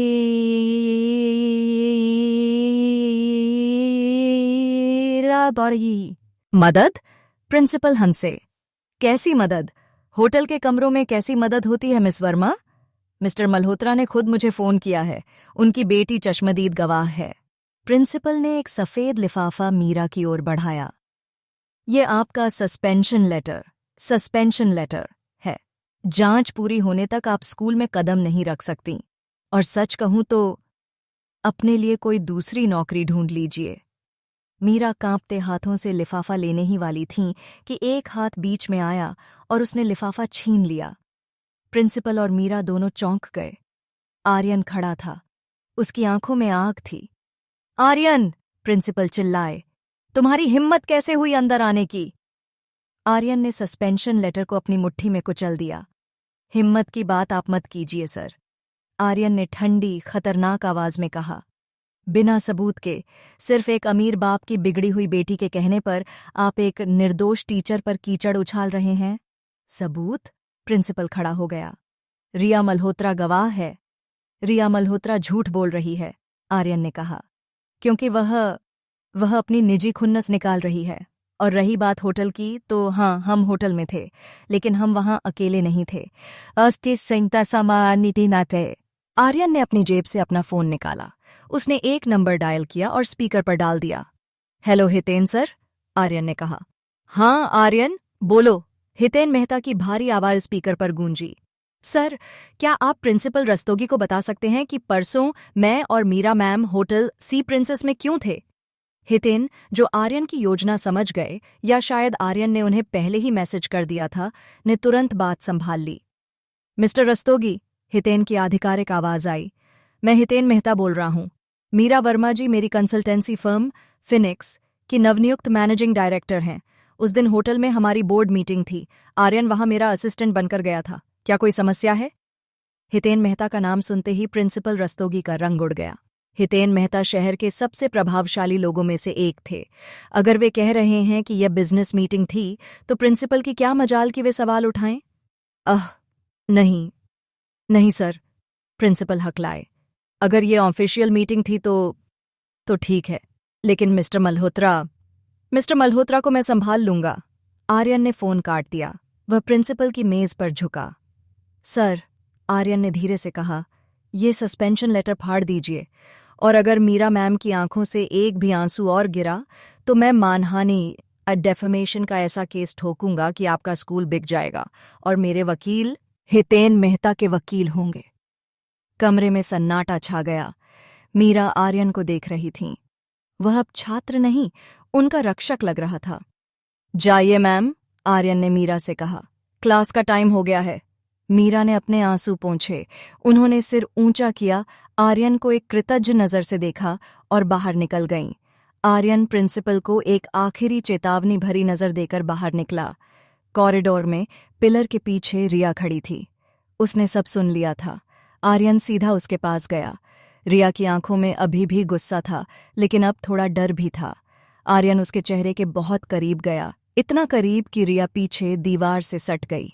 तुमने आज लक्ष्मण रेखा पार कर दी रिया, आर्यन ने बहुत ही धीमी आवाज में कहा। तुमने मुझे चोट पहुंचाने की कोशिश की, मैंने बर्दाश्त किया, लेकिन तुमने एक बेकसूर औरत की इज्जत उछालने की कोशिश की। उसने अपनी उंगली उठाई। आज के बाद, आर्यन ने कहा, तुम मेरे लिए मर चुकी हो, अब तुम दुश्मन हो और मैं दुश्मनों को माफ नहीं करता। वह मुड़ा और चला गया। रिया वहीं खड़ी रह गई। उसका दिल टुकड़े टुकड़े हो गया था। वह उसे पाना चाहती थी, लेकिन अपनी बेवकूफ़ी में उसने उसे हमेशा के लिए खो दिया था। उसके गाल पर एक आंसू लुढ़का। नहीं, रिया बुदबुदाई, मैंने क्या कर दिया। अध्याय 16, नींव और रक्षक, the foundation and the protector. 21 जुलाई 2010। दोपहर 2 बजे स्कूल की घंटी बजी, लेकिन आर्यन घर, होटल जाने की जल्दी में नहीं था। वह स्कूल की छत पर पानी की टंकी की छांव में बैठा था। नीचे स्कूल के गेट पर कारों और बसों का शोर था। उसने देखा कि रिया अपनी सिल्वर होंडा सिटी में बैठ रही है। उसकी चाल में वह पुरानी अकड़ नहीं थी, उसके कंधे झुके हुए थे। आर्यन ने एक गहरी सांस ली। दुश्मन, उसने अपने शब्दों को याद किया। उसे पता था कि उसने रिया के साथ बहुत सख्ती की है।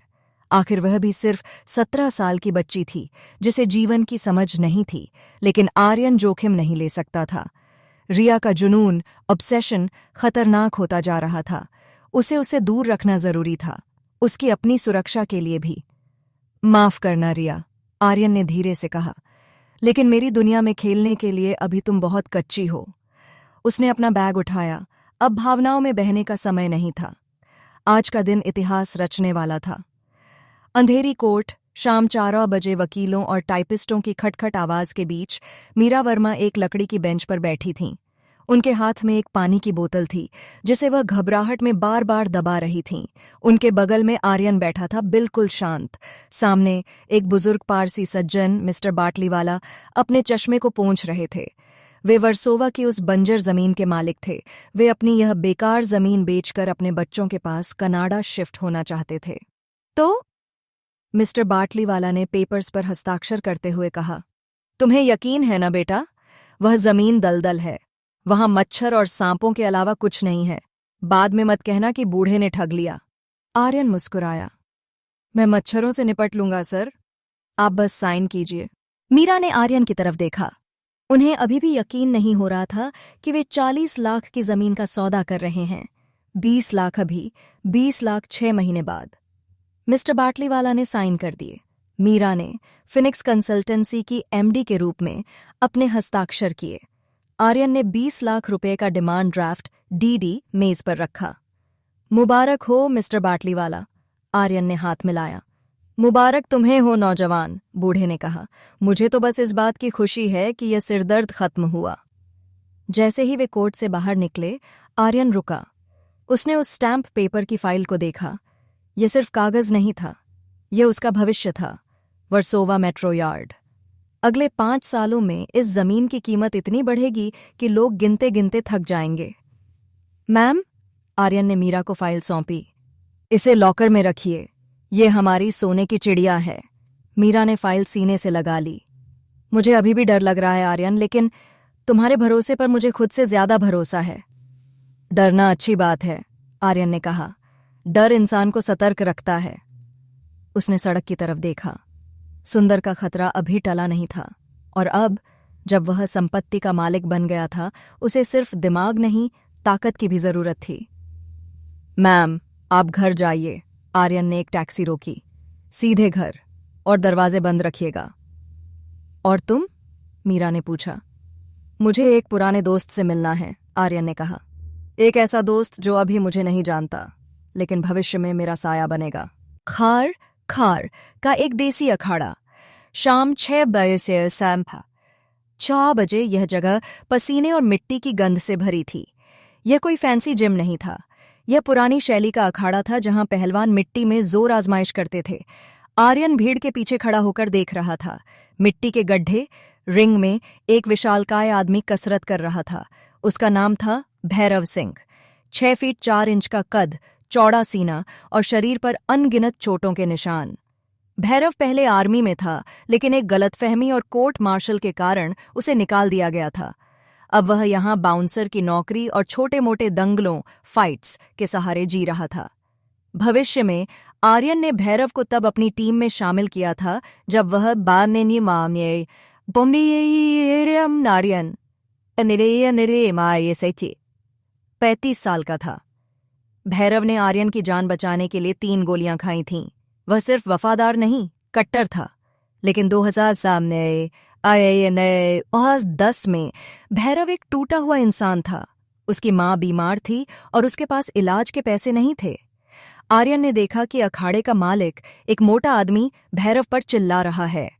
अरे ओ फौजी! मालिक चिल्लाया, आज रात की फाइट के लिए तैयार हो जा। अगर हारा तो पिछले हफ्ते का पैसा भी नहीं मिलेगा। भैरव ने चुपचाप सिर हिलाया। उसकी आंखों में एक अजीब सा खालीपन था, एक ऐसे शेर की तरह जिसे पिंजरे में कैद कर दिया गया हो। आर्यन भीड़ को चीरते हुए आगे बढ़ा। नमस्ते पहलवान जी, आर्यन ने अखाड़े के मालिक से कहा। मालिक ने आर्यन की महंगी घड़ी और कपड़ों को देखा। क्या चाहिए बच्चे? यहाँ प्रोटीन शेक नहीं मिलता। मुझे प्रोटीन नहीं, ये आदमी चाहिए। आर्यन ने भैरव की तरफ इशारा किया। मालिक हंसा। भैरव, ये बिकाऊ नहीं है। ये आज रात मेरे लिए लड़ेगा। मैं इसका कर्ज चुकाना चाहता हूं। आर्यन ने अपनी जेब से नोटों की गड्डी निकाली। बताइए, कितना उधार है इसका? भैरव ने अपना सिर उठाया। उसने मिट्टी से सने हाथों से माथा पोंछा और इस लड़के को देखा। 50,000। मालिक की आंखों में लालच आ गया। असली उधार शायद 10,000 भी नहीं था। आर्यन ने बिना बहस किए 50,000 गिने और मालिक के हाथ में रख दिए। हिसाब बराबर, आर्यन ने कहा। अब यह मेरे लिए काम करेगा। मालिक खुश हो गया। ले जा, वैसे भी ये अब बूढ़ा हो रहा है। भैरव धीरे धीरे अखाड़े से बाहर आया। वह आर्यन के सामने एक पहाड़ जैसा खड़ा था। तू कौन है? भैरव की आवाज भारी और गहरी थी। और तूने मेरे पैसे क्यों दिए? आर्यन ने उसकी आंखों में देखा। उसे वही पुरानी वफादारी दिखाई दी जो अभी राख के नीचे दबी थी। मैं जानता हूं तुम्हारी मां को कैंसर है, आर्यन ने धीरे से कहा। Tata memorial hospital, file number 452। Doctor ने कहा है कीमोथेरेपी के लिए 2 लाख लगेंगे। भैरव का शरीर अकड़ गया। उसने आर्यन का कॉलर पकड़ लिया और उसे हवा में उठा दिया। तुझे कैसे पता? भैरव गुर्राया। तू कौन है? जासूस? आर्यन के पैर जमीन से ऊपर थे। उसका गला घुट रहा था, लेकिन उसने संघर्ष नहीं किया। उसने शांति से भैरव की आंखों में देखा। मैं वो हूं जो तुम्हारी मां को बचा सकता है भैरव, आर्यन ने मुश्किल से कहा। मुझे एक रक्षक चाहिए और तुम्हें पैसे। यह सौदा नहीं, फर्ज है। भैरव ने उसकी आंखों में सच्चाई देखी। उसने धीरे से आर्यन को नीचे उतार दिया। आर्यन ने अपनी सांसें दुरुस्त कीं। मेरी नौकरी? आर्यन ने अपना कार्ड फिनिक्स कंसल्टेंसी दिया। 24 घंटे की है। खतरा बहुत है, गोलियां भी चल सकती हैं, लेकिन बदले में तुम्हारी मां का पूरा इलाज, रहने के लिए घर और इतनी सैलरी कि तुम्हें कभी किसी के सामने झुकना नहीं पड़ेगा। भैरव ने कार्ड देखा, फिर उसने आर्यन को देखा। उसने अपनी जिंदगी में बहुत से अमीर लोग देखे थे जो उसे कुत्ते की तरह ट्रीट करते थे, लेकिन इस लड़के की आंखों में सम्मान था। अगर तूने मेरी मां को बचाया, भैरव ने अपनी छाती पर हाथ रखा, तो यह शरीर तेरा ढाल बनेगा। जब तक भैरव जिंदा है, तुझे खरोंच भी नहीं आएगी। आर्यन मुस्कुराया। उसे उसकी दीवार मिल गई थी। गाड़ी बाहर खड़ी है, आर्यन ने कहा। चलो, पहले अस्पताल चलते हैं। होटल सी प्रिंसेस। रात 10 बजे आए। 10 बजे जब आर्यन वापस होटल लौटा तो वह अकेला नहीं था। भैरव उसके कमरे के बाहर दरवाजे पर एक मूर्ति की तरह खड़ा हो गया था। आर्यन ने अंदर आकर राहत की सांस ली। अब वह सुरक्षित था। उसने अपना फोन चेक किया। अनाया का मैसेज था। आज स्कूल में क्या हुआ? सब कह रहे हैं कि मीरा मैम और तुम। प्लीज सच बताओ आर्यन, मुझे बहुत डर लग रहा है। आर्यन ने टाइप करना शुरू किया, फिर रुक गया। सच? सच यह था कि वह अनाया को प्यार करता था, लेकिन उसे इस कीचड़ से दूर रखना चाहता था। उसने फोन रख दिया। तभी उसके लैपटॉप पर एक ईमेल आया। प्रेषक, हितेन मेहता विषय। बुरी खबर। आर्यन का दिल धक से रह गया। उसने ईमेल खोला। आर्यन, नागराजन को बेल मिल गई है। किसी बड़े नेता ने सिफारिश की है। वह कल सुबह बाहर आ जाएगा, सावधान रहना। आर्यन की आंखों में अंधेरा छा गया। इतनी जल्दी? आर्यन बुदबुदाया।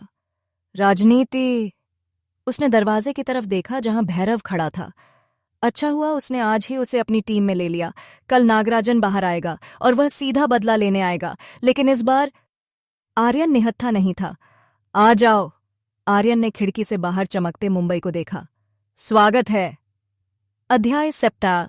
रक्षक की परीक्षा। The test of the protector. 22 जुलाई 2010 सुबह 10 बजे ऑर्थर रोड जेल के बाहर लोहे का भारी गेट एक कर्कश आवाज के साथ खुला। नागराजन बाहर निकला। उसने अपनी आंखों पर हाथ रखा। सूरज की रोशनी उसे चुभ रही थी। 2 दिन जेल की हवा खाने के बाद मुंबई की प्रदूषित हवा उसे किसी इत्र की तरह महकती हुई लगी। गेट के बाहर एक सफेद स्कॉर्पियो खड़ी थी। उसका भाई सुंदर दरवाजे के पास खड़ा था। उसके हाथ में बैंडेज बंधा था जहां वह आर्यन से वैन में भिड़ा था। भाई! सुंदर आगे बढ़ा और नागराजन के पैर छुए।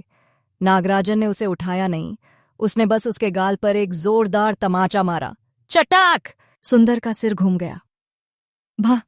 भाई, शर्म नहीं आती? नागराजन गुर्राया। एक स्कूल का लड़का, एक मामूली बच्चा तुम सबको नचा रहा है। उसने मुझे अंदर भेजा, तुझे पीटा और अब सुना है वह खुलेआम घूम रहा है। सुंदर ने सिर झुका लिया। वो लड़का साधारण नहीं है भाई। उसको पहले से पता होता है कि हम क्या करने वाले हैं। जादू टोना जानता है शायद। जादू? नागराजन हंसा और उसकी हंसी में पागलपन था। जादूगर होगा अपने घर में। अब मैं उसे दिखाऊंगा कि असली जादू क्या होता है। उसे गायब कर दूंगा, हमेशा के लिए। वह गाड़ी में बैठा। चलो, मुझे मेरे वकील से नहीं, मेरे शूटर्स से मिलना है।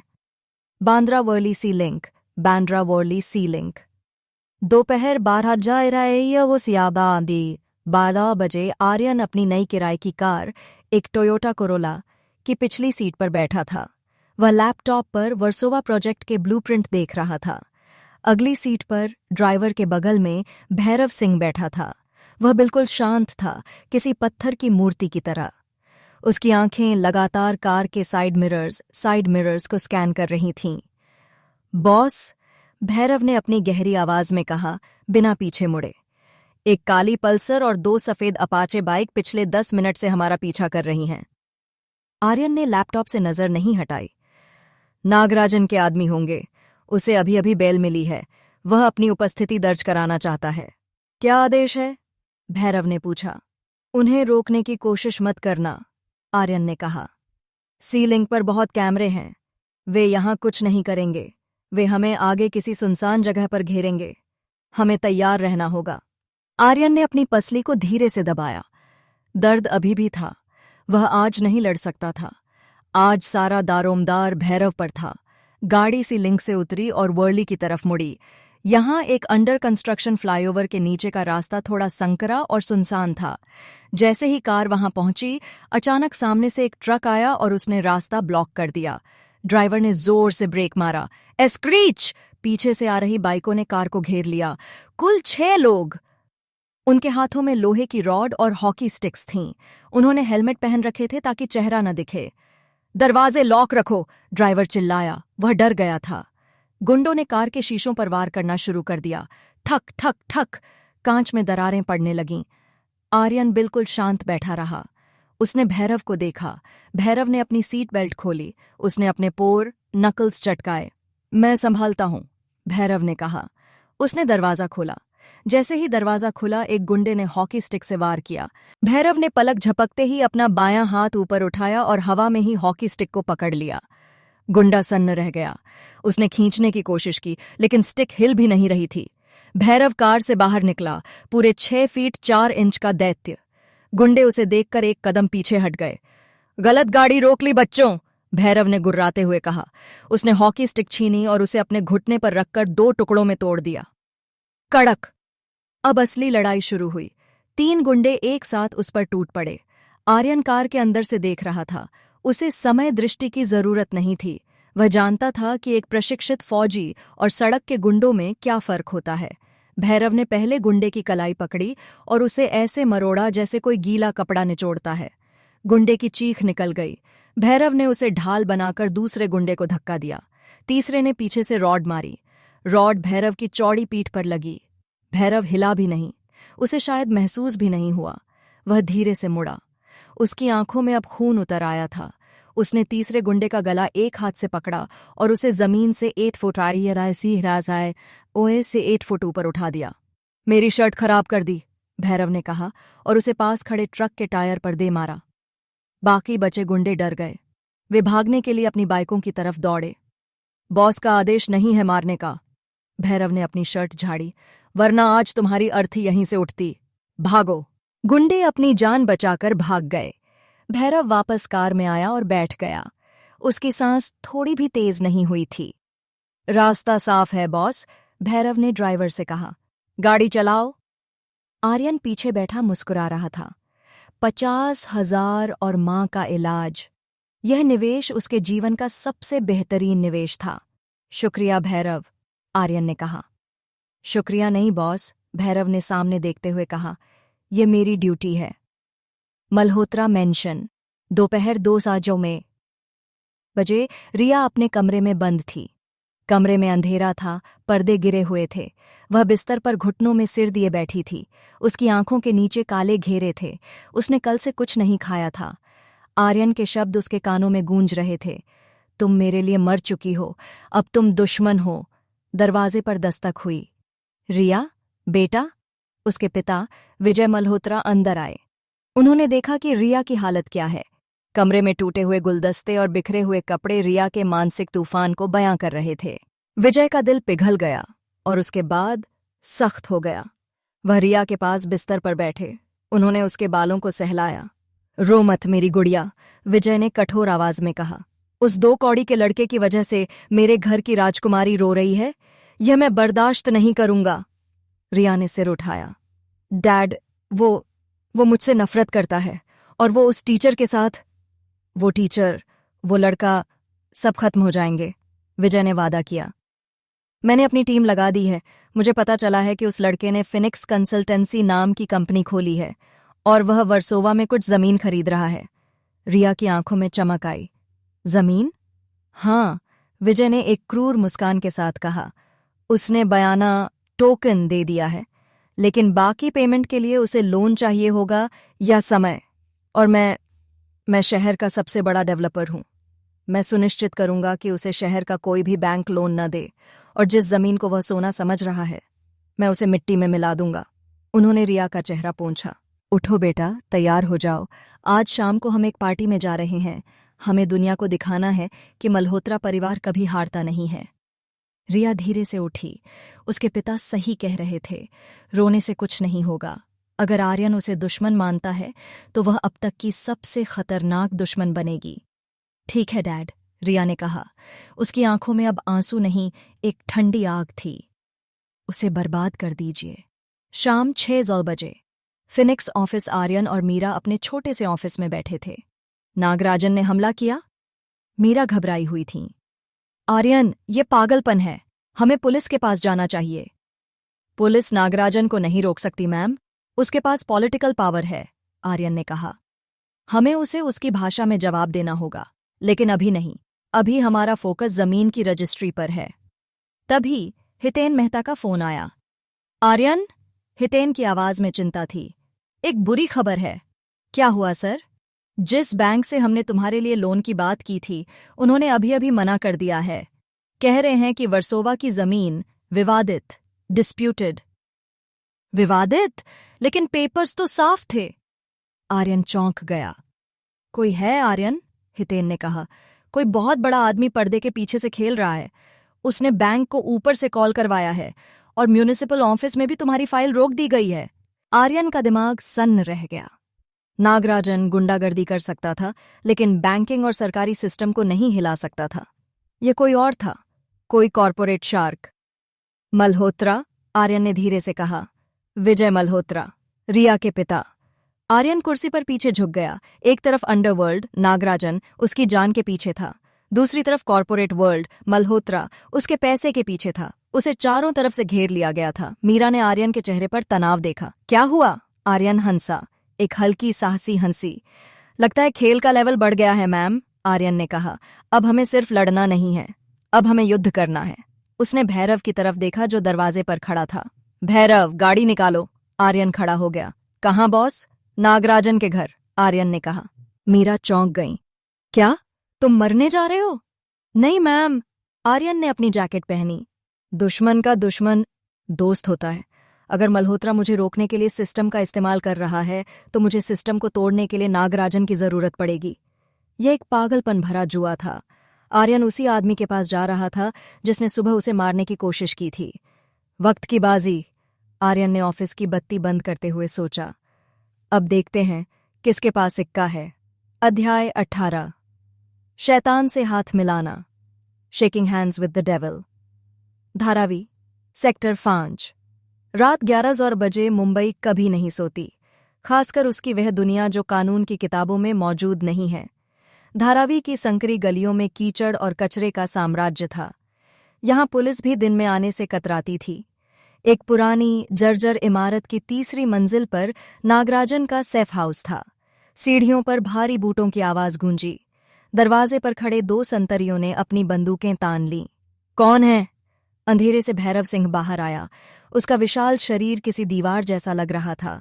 उसके पीछे आर्यन था, बिल्कुल शांत, हाथों में एक फाइल लिए हुए। नागराजन से कहो उसका पार्टनर आया है, आर्यन ने कहा। संतरियों ने एक दूसरे को देखा। सुबह इसी आदमी, भैरव, ने उनके 6 साथियों को अस्पताल भेजा था। उनमें उसे रोकने की हिम्मत नहीं थी। उन्होंने दरवाजा खोल दिया। अंदर का कमरा धुएं से भरा था। नागराजन एक सोफे पर लेटा था। उसके हाथ में व्हिस्की का ग्लास था। उसके बगल में सुंदर बैठा था, जिसके हाथ और सिर पर पट्टियां बंधी थीं। जैसे ही आर्यन और भैरव अंदर आए, सुंदर उछल पड़ा। उसने अपनी कमर से देसी कट्टा, हैंडगन, निकाला। तू! सुंदर चिल्लाया। तेरी हिम्मत कैसे हुई यहां आने की? आज मैं तुझे जिंदा नहीं छोड़ूंगा। सुंदर ने ट्रिगर पर उंगली रखी। क्लिक। इससे पहले कि वह फायर करता, भैरव ने बिजली की गति से एक कांच की एशट्रे उठाकर सुंदर की कलाई पर दे मारी। निशाना इतना सटीक था कि कट्टा सुंदर के हाथ से छूटकर दूर जा गिरा। सुंदर दर्द से कराहते हुए अपनी कलाई पकड़कर बैठ गया। नागराजन हिला नहीं, वह बस अपने ग्लास को घुमाता रहा। उसने आर्यन को अपनी सांप जैसी आंखों से देखा। सुबह मेरे आदमियों को पीटा, शाम को मेरे भाई का हाथ तोड़ा, नागराजन ने धीमी खतरनाक आवाज में कहा, और अब रात को मेरे घर में घुस आया। तुझे मरने की बहुत जल्दी है क्या बच्चे? आर्यन बिना डरे आगे बढ़ा और नागराजन के सामने वाली कुर्सी पर बैठ गया। भैरव उसके पीछे खड़ा हो गया, किसी यमराज की तरह। मरने का शौक नहीं है नागराजन भाई, आर्यन ने कहा। इसीलिए यहां आया हूं, जीने का सौदा करने। सौदा? नागराजन हंसा। तेरा सिर मेरे लिए सबसे बड़ा सौदा है। विजय मल्होत्रा ने तेरी सुपारी, कॉन्ट्रैक्ट देने के लिए अपने आदमी भेजे थे। तुझे पता है तेरी कीमत क्या लगाई है उसने? 50 लाख। 50 लाख। विजय मल्होत्रा सच में आर्यन को खत्म करना चाहता था। आर्यन के चेहरे पर पसीना नहीं आया। उसने वह फाइल टेबल पर फेंक दी जो वह लाया था। 50 लाख एक बार मिलेंगे, आर्यन ने कहा। लेकिन अगर आप मेरी बात सुनेंगे तो आपको हर महीने 50 लाख मिलेंगे, जिंदगी भर। नागराजन की हंसी रुक गई। लालच, अपराधी की सबसे बड़ी कमजोरी। क्या बकवास है? नागराजन ने फाइल की तरफ देखा। वर्सोवा मेट्रो यार्ड, आर्यन ने समझाया। अगले 6 महीने में वहां काम शुरू होगा। हजारों टन लोहे का स्क्रैप निकलेगा। सीमेंट और रेती की सप्लाई कॉन्ट्रैक्ट्स होगी। मजदूरों का यूनियन बनेगा। ये सब करोड़ों का धंधा है। आर्यन थोड़ा आगे झुका। विजय मल्होत्रा वह जमीन हड़पना चाहता है। अगर वह कामयाब हो गया तो वह अपने कॉन्ट्रैक्टर्स लाएगा। आपको क्या मिलेगा? कुछ नहीं। वह आपको धक्के मारकर बाहर निकाल देगा, जैसे उसने धारावी रीडेवलपमेंट प्रोजेक्ट में किया था। नागराजन की मुट्ठी भिंच गई। उसे याद था, मल्होत्रा ने उसे पिछले साल एक बड़े प्रोजेक्ट से बाहर कर दिया था। लेकिन आर्यन ने फाइल खोली। अगर जमीन का मालिक मैं बनता हूं तो मैं आपको वादा करता हूं, स्क्रैप का ठेका, कंस्ट्रक्शन मटेरियल की सप्लाई और लेबर यूनियन सब नागराजन भाई का होगा। कुल प्रोजेक्ट का 10% सीधा आपकी जेब में। कमरे में सन्नाटा छा गया, सिर्फ पंखे की आवाज आ रही थी। यह एक बहुत बड़ा ऑफर था। मेट्रो प्रोजेक्ट के ठेके का मतलब था अरबों रुपए का टर्नओवर। 50 लाख की सुपारी इसके सामने चिल्लर थी। मैं तुझ पर भरोसा क्यों करूं? नागराजन ने पूछा। तूने मुझे जेल भिजवाया था। क्योंकि मैं एक बिजनेसमैन हूं भाई, आर्यन ने कहा। मैं भावनाओं से नहीं, मुनाफे से सोचता हूं। मल्होत्रा मेरे रास्ते का कांटा है और आपके रास्ते की दीवार। हम दोनों का दुश्मन एक है। नागराजन ने सुंदर की तरफ देखा, फिर भैरव की तरफ और अंत में आर्यन की आंखों में। उसे इस लड़के की आंखों में डर नहीं, एक योजना दिखाई दी। नागराजन ने अपना ग्लास टेबल पर रखा। अगर मल्होत्रा को पता चला कि मैं तेरे साथ हूं तो वह मेरे पीछे पुलिस लगा देगा, नागराजन ने कहा। मल्होत्रा को पता नहीं चलेगा, आर्यन मुस्कुराया। मल्होत्रा को लगेगा कि आप अभी भी उसके लिए काम कर रहे हैं। हम इसे डबल क्रॉस करेंगे। नागराजन के चेहरे पर एक शैतानी मुस्कान आ गई। उसे ये खेल पसंद आया। ठीक है, नागराजन ने हाथ बढ़ाया। डील पक्की। लेकिन याद रखना बच्चे, अगर तूने धोखा दिया तो यह फौजी भैरव भी तुझे नहीं बचा पाएगा। आर्यन ने उसका हाथ थाम लिया। हाथ खुरदरा और ठंडा था। धोखा नहीं होगा, आर्यन ने कहा। अब सुनिए हमें कल क्या करना है। Taj lands end, Taj lands end. रात 11:45 बजे बांद्रा का यह 5 स्टार होटल शहर की रईसजादों की पसंदीदा जगह थी। पार्टी चल रही थी। तेज संगीत, महंगी शराब और झूठी हंसी। रिया मल्होत्रा बार काउंटर पर अकेली बैठी थी। उसने एक छोटी काली ड्रेस पहनी थी, लेकिन उसका चेहरा फीका था। उसने अभी अभी अपना तीसरा ड्रिंक खत्म किया था। वह नशे में नहीं थी, लेकिन सुन्न, नंबी थी। अकेली? एक जानी पहचानी आवाज। रिया ने मुड़कर देखा। विक्की। विक्की के होठ पर अभी भी बैंडेज था, जहां आर्यन ने उसे गिराया था। उसने एक महंगा सूट पहना था। दफा हो जाओ विक्की, रिया ने मुंह फेर लिया। मेरा मूड नहीं है। विक्की उसके बगल वाले स्टूल पर बैठ गया। उसने एक ड्रिंक ऑर्डर किया। सुना है तुम्हारे प्रिंस चार्मिंग ने तुम्हें डंप कर दिया? विक्की ने जले पर नमक छिड़का। उस टीचर के लिए? रिया ने अपना ग्लास जोर से टेबल पर पटका। उसका नाम मत लो। क्यों न लूं? विक्की ने अपनी आवाज धीमी और जहरीली कर ली। उसने हम दोनों की बेइज्जती की है रिया। उसने मुझे पूरी क्लास के सामने मारा। और उसने तुम्हें एक ऑप्शन की तरह ट्रीट किया। उसने तुम्हारे प्यार का मजाक उड़ाया। रिया की आंखों में आंसू आ गए। विक्की सही कह रहा था। आर्यन ने उसे तोड़ दिया था। वह सोचता है वह बहुत बड़ा आदमी बन गया है, विक्की ने कहा। सुना है तुम्हारे डैड उसे कुचलने वाले हैं। लेकिन रिया, क्या तुम्हें नहीं लगता कि हमें भी अपना बदला लेना चाहिए? रिया ने विक्की को देखा। तुम क्या कर सकते हो? तुम उससे हार चुके हो। अकेले? हाँ, विक्की मुस्कुराया। लेकिन अगर हम साथ मिल जाएं? मेरे पास स्कूल के अंदर की ताकत है, ताकतवर दोस्तों का ग्रुप। तुम्हारे पास स्कूल के बाहर की ताकत है, पापा का पैसा और प्रभाव। हम उसे स्कूल में इतना बदनाम और परेशान कर सकते हैं कि वह खुद छोड़कर भाग जाए। हम उस मीरा को भी नहीं छोड़ेंगे। बदला। यह शब्द रिया के खाली दिल को भरने लगा। प्यार जब नफरत में बदलता है तो वह सबसे खतरनाक आग बन जाता है। रिया ने अपना ड्रिंक उठाया। ठीक है। रिया ने विक्की के ग्लास से अपना ग्लास टकराया। क्लिंक। बताओ प्लान क्या है? विक्की के चेहरे पर एक क्रूर मुस्कान आ गई। कल स्कूल में एनुअल डे की अनाउंसमेंट होने वाली है। हम सुनिश्चित करेंगे कि आर्यन और उसकी मीरा मैम के लिए वह दिन आखिरी हो। Phoenix consultancy. अगली सुबह आर्यन, मीरा और भैरव ऑफिस में थे। लोन रिजेक्ट हो गया है, मीरा ने चिंतित स्वर में कहा। हमारे पास पेमेंट के लिए सिर्फ 3 दिन बचे हैं। अगर हमने 20 लाख नहीं दिए तो बयाना, एडवांस भी डूब जाएगा और जमीन भी। आर्यन खिड़की के पास खड़ा था। वह रात भर सोया नहीं था। लोन की जरूरत नहीं पड़ेगी, आर्यन ने कहा। क्या मतलब? पैसा कहाँ से आएगा? आर्यन मुड़ा। नागराजन 20 लाख ला रहा है। मीरा सन्न रह गई। नागराजन? वो गुंडा? आर्यन, तुम अंडरवर्ल्ड का पैसा अपनी कंपनी में लगा रहे हो? यह मनी लॉन्ड्रिंग है, यह गैर कानूनी है। यह इन्वेस्टमेंट है मैम, आर्यन ने सुधार किया। वह साइलेंट पार्टनर बनेगा, और वैसे भी हमारे पास कोई विकल्प नहीं है। मल्होत्रा ने सारे लीगल रास्ते बंद कर दिए हैं। तभी दरवाजा खुला। नागराजन का एक आदमी अंदर आया। उसके हाथ में एक बैग था। उसने बैग मेज पर रखा और चला गया। मीरा ने बैग खोला। नोटों की गड्डियां। आर्यन! मीरा की आवाज कांप रही थी। हम दलदल में धंसते जा रहे हैं। कमल दलदल में ही खिलता है मैम। आर्यन ने बैग बंद किया। भैरव, पैसे लो और मिस्टर बाटलीवाला के पास जाओ। आज ही रजिस्ट्री करवा लो, इससे पहले कि मल्होत्रा को भनक लगे। भैरव ने बैग उठाया। जी बॉस। आर्यन ने राहत की सांस ली। जमीन सुरक्षित हो गई थी, लेकिन तभी उसका फोन बजा। एक अज्ञात नंबर। हेलो? बधाई हो पार्टनर। दूसरी तरफ से एक भारी अपरिचित आवाज आई। आर्यन चौकन्ना हो गया। कौन? मैं वो हूं जो नागराजन का भी बाप है, आवाज ने कहा। मेरा नाम J.K. कांडी, मैं मांडी हूं। कोई? सुना है तुमने मुंबई के अंडरवर्ल्ड के नक्शे पर एक नई लकीर खींची है। मैं तुमसे मिलना चाहता हूं। J.K. आर्यन के रोंगटे खड़े हो गए। J.K. जहांगीर खान, मुंबई का सबसे पुराना और सबसे खूंखार डॉन, जो दुबई से ऑपरेट करता था। पिछली जिंदगी में आर्यन ने सिर्फ उसका नाम सुना था। क्या नागराजन के साथ डील करके आर्यन ने किसी बहुत बड़े राक्षस को जगा दिया था? वक्त की बाजी।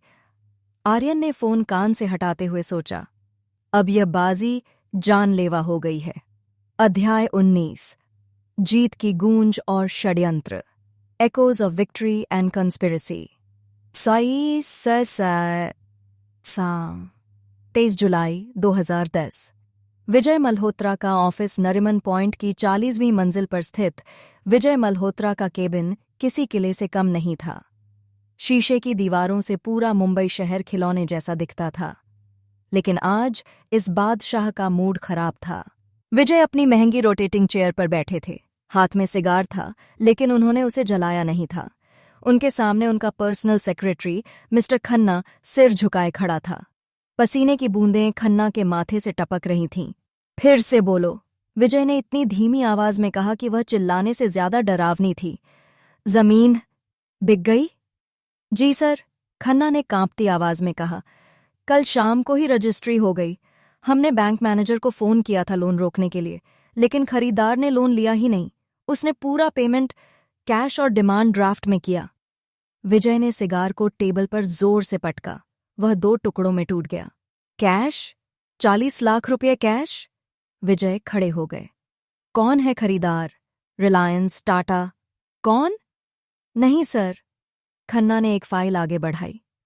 कोई नई कंपनी है, फिनिक्स कंसल्टेंसी। उसकी एमडी कोई मीरा वर्मा है। मीरा वर्मा? विजय रुक गए।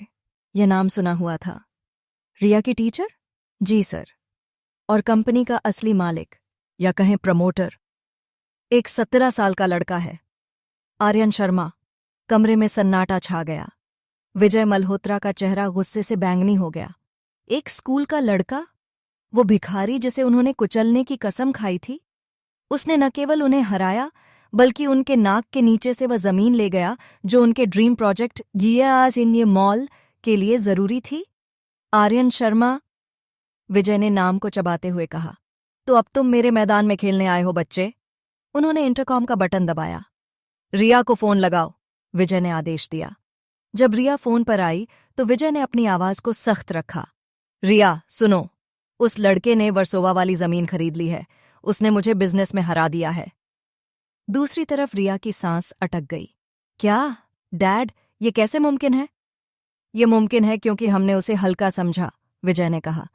लेकिन अब और नहीं। बिजनेस की लड़ाई लंबी चलेगी, लेकिन मैं चाहता हूं कि तुम उसे वहां चोट पहुंचाओ जहां वह कमजोर है। स्कूल में उसकी इज्जत, उसका नाम, सब मिट्टी में मिला दो। मुझे वह लड़का घुटनों पर चाहिए। चिंता मत करो डैड। रिया की आवाज में एक ठंडा संकल्प था। स्कूल का एनुअल डे आ रहा है। आर्यन शर्मा स्टेज पर चढ़ेगा तो हीरो बनकर, लेकिन उतरेगा चोर बनकर। Saint Xavier's school. प्रार्थना सभा। अगले दिन स्कूल में एक अलग ही उत्साह था। नोटिस बोर्ड पर बड़े अक्षरों में लिखा था, annual day 2010, auditions open. Principal Rastogi stage पर माइक लेकर खड़े थे। उनके बगल में विक्की और रिया खड़े थे। वे कल्चरल कमेटी के हेड थे। प्यारे बच्चों, प्रिंसिपल ने कहा, इस साल हमारा एनुअल डे बहुत खास होगा। हमारे चीफ गेस्ट होंगे शहर के मशहूर उद्योगपति मिस्टर विजय मल्होत्रा। हॉल में तालियां बजीं। आर्यन भीड़ में पीछे खड़ा था। उसने नाम सुनकर एक व्यंग्यात्मक मुस्कान दी। तो बाप चीफ गेस्ट बनकर आ रहा है और बेटी आयोजक, ऑर्गेनाइजर, आर्यन ने सोचा। स्टेज सजाया जा रहा है। इस इवेंट का बजट बहुत बड़ा है, प्रिंसिपल ने आगे कहा, और हमें एक जिम्मेदार छात्र की जरूरत है जो स्टूडेंट ट्रेजरर बन सके और फंड्स का हिसाब रख सके। अचानक रिया ने माइक लिया। सर, रिया ने अपनी सबसे प्यारी और मासूम आवाज में कहा, मैं एक नाम सुझाना चाहती हूँ। एक ऐसा छात्र जो मैथ्स में बहुत होशियार है और सुना है आजकल बिजनेस में भी बहुत नाम कमा रहा है। उसने भीड़ में आर्यन को ढूंढा और अपनी उंगली उसकी तरफ कर दी। आर्यन शर्मा। पूरी स्कूल की नजरें आर्यन पर घूम गईं। अनाया ने आर्यन का हाथ पकड़ लिया। उसे खतरा महसूस हो रहा था। विक्की अपने दोस्तों के साथ खड़ा मुस्कुरा रहा था। आर्यन, रिया ने स्टेज से पुकारा, क्या तुम ये जिम्मेदारी लोगे या तुम सिर्फ अपनी कंसल्टेंसी चलाने में व्यस्त हो? यह एक खुली चुनौती थी। अगर आर्यन मना करता तो वह डरपोक कहलाता। अगर वह हां करता तो वह उनके जाल में फंस जाता। वे उसे पैसों की हेराफेरी में फंसाने वाले थे। यह साफ था। आर्यन ने एक गहरी सांस ली। उसे पता था कि यह जाल है। समय दृष्टि 24 घंटे आगे। आर्यन को एक दृश्य दिखा। विक्की उसे लॉकर रूम में फंसा रहा है और उसके बैग से एनुअल डे के फंड्स बरामद हो रहे हैं। पुलिस आ रही है। दृश्य समाप्त। आर्यन के होंठों पर एक बारीक मुस्कान आ गई। उसे प्लान पता चल गया था, और जो प्लान पता हो उसे काटना सबसे आसान होता है। वह भीड़ से बाहर निकला और धीरे धीरे स्टेज की तरफ बढ़ा। उसकी चाल में गजब का आत्मविश्वास था। उसने रिया के हाथ से माइक लिया। उसकी उंगलियां रिया की उंगलियों से छू गईं। रिया को एक करंट सा लगा, लेकिन वह अपनी जगह डटी रही। शुक्रिया रिया, आर्यन ने माइक पर कहा। उसकी आवाज हॉल में गूंजी। मुझे यह जिम्मेदारी देने के लिए। मुझे खुशी होगी कि स्कूल का पैसा सही हाथों में रहे। मैं ये जिम्मेदारी स्वीकार करता हूं। उसने रिया की आंखों में देखा और माइक ऑफ करके धीरे से कहा, जाल बिछाना तो सीख लिया राजकुमारी, लेकिन शिकार करना अभी भी नहीं आता। वह स्टेज से नीचे उतर गया। हॉल में तालियां बजीं। रिया का चेहरा गुस्से से लाल हो गया, लेकिन विक्की ने उसे शांत रहने का इशारा किया। उसे खुश होने दो, विक्की ने फुसफुसाया। बकरा हलाल होने से पहले बहुत उछलता है। लाइब्रेरी। Lunch break. आर्यन और अनाया एक कोने में बैठे थे। अनाया बहुत परेशान थी। तुमने हाँ क्यों कहा? अनाया ने फुसफुसाते हुए पूछा। वे तुम्हें फंसाना चाहते हैं आर्यन। रिया और विक्की। उनकी शक्ल देखी थी तुमने? वे कुछ बुरा करने वाले हैं। मैं जानता हूं अनु, आर्यन ने अपनी नोटबुक में कुछ लिखते हुए कहा, लेकिन अगर मैं भागता तो वे मेरा पीछा करते। अब मैंने उन्हें अपने पास बुलाया है ताकि मैं उन्हें अपनी शर्तों पर हरा सकूं। लेकिन कैसे? भरोसा रखो, आर्यन ने उसका गाल थपथपाया। बस तुम मेरे आसपास रहना। और हाँ, क्या तुम्हें एक्टिंग का शौक है? एक्टिंग? क्यों? क्योंकि इस नाटक में, आर्यन ने रहस्यमयी अंदाज में कहा, असली ड्रामा स्टेज के पीछे नहीं, स्टेज के ऊपर होगा। तभी आर्यन का फोन वाइब्रेट हुआ। एक international number. Plan 971, Dubai. Aryan का चेहरा गंभीर हो गया। अनाया ने नोटिस किया। किसका फोन है? स्पैम कॉल है, आर्यन ने झूठ बोला और फोन काट दिया। कि जाए सब आबांदासा जहांगीर खान। उसने अभी तक जेके से बात नहीं की थी। वह उस कॉल को टाल रहा था। जेटकेनिन जैसे लोग फोन पर हेलो बोलने के लिए कॉल नहीं करते, वे कीमत वसूलने के लिए कॉल करते हैं, नागराजन के साथ हाथ मिलाने की कीमत।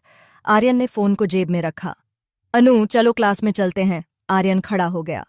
और हाँ, आज शाम को तुम मेरे साथ शॉपिंग चलोगी। एनुअल डे के लिए मुझे एक सूट चाहिए और तुम्हारे लिए एक ड्रेस। मेरे लिए? अनाया शर्मा गई। लेकिन मेरे पास पैसे। उफ, आर्यन ने उसकी नाक खींची। ट्रेजरर मैं हूं, याद है? और वैसे भी ये मेरी तरफ से गिफ्ट है। अनाया मुस्कुरा दी। आर्यन के साथ होने पर उसे सब कुछ ठीक लगता था, लेकिन आर्यन का दिमाग कहीं और था। एक तरफ रिया और विक्की का लोकल षड्यंत्र, दूसरी तरफ दुबई के डॉन का ग्लोबल खतरा। वक्त की बाजी तेज हो रही है, आर्यन ने सोचा। मुझे अपनी चालें अब और तेजी से चलनी होंगी। शाम 7 बजे।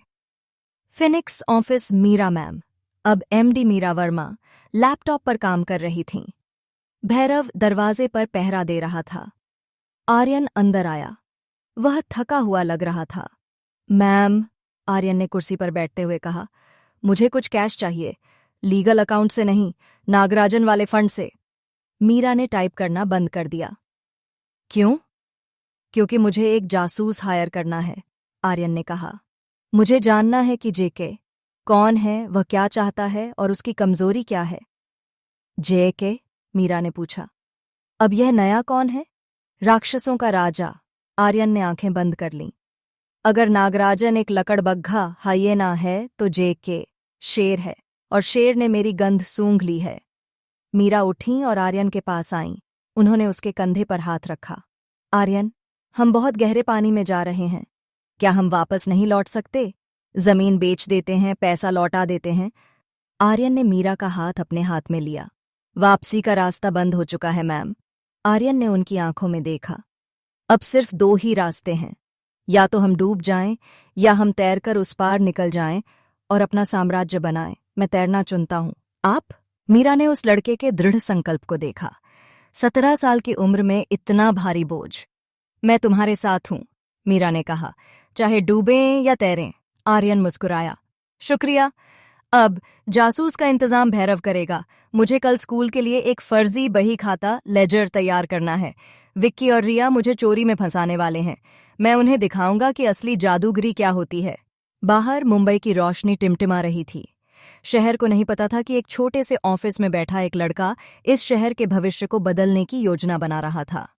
अध्याय 20, मकड़जाल और चांदनी, the spider web and the moonlight. 24 जुलाई 2007। सेंट जेवियर्स ऑडिटोरियम स्कूल का ऑडिटोरियम किसी मधुमक्खी के छत्ते जैसा गूंज रहा था। स्टेज पर लकड़ी के हथौड़ों की थक ठक, माइक टेस्टिंग की हेलो हेलो और डांस टीचर की डांट सब मिलकर एक अजीब सा संगीत बना रहे थे। एनुअल डे में अब सिर्फ 2 दिन बचे थे। आर्यन स्टेज के नीचे पहली पंक्ति में बैठा था। उसके सामने एक टेबल थी जिस पर लैपटॉप, रसीद बुक और एक भारी लोहे का कैश बॉक्स रखा था। स्टूडेंट ट्रेजरर के रूप में हर खर्च का हिसाब उसके पास था। कॉस्ट्यूम का पैसा, साउंड सिस्टम का किराया, रिफ्रेशमेंट का बिल, लाखों रुपए का कैश उसके पास से गुजर रहा था। आर्यन भाई, विक्की हाथ में 2 चाय के कप लिए मुस्कुराता हुआ आया। यह मुस्कान इतनी मीठी थी कि किसी को भी डायबिटीज हो जाए, लेकिन आर्यन जानता था कि इसमें जहर मिला है। ले यार, चाय पी। विक्की ने कप टेबल पर रखा। बहुत काम कर रहा है तू, थोड़ा ब्रेक ले ले। आर्यन ने लैपटॉप से नजर हटाई। उसने विक्की की आंखों में देखा। वहां डर और चालाकी का मिश्रण था। शुक्रिया विक्की। आर्यन ने चाय का कप उठाया। वैसे काम तो करना ही पड़ेगा, लाखों रुपयों की जिम्मेदारी है। अगर 1 रुपया भी इधर उधर हुआ तो बदनामी किसकी होगी? मेरी।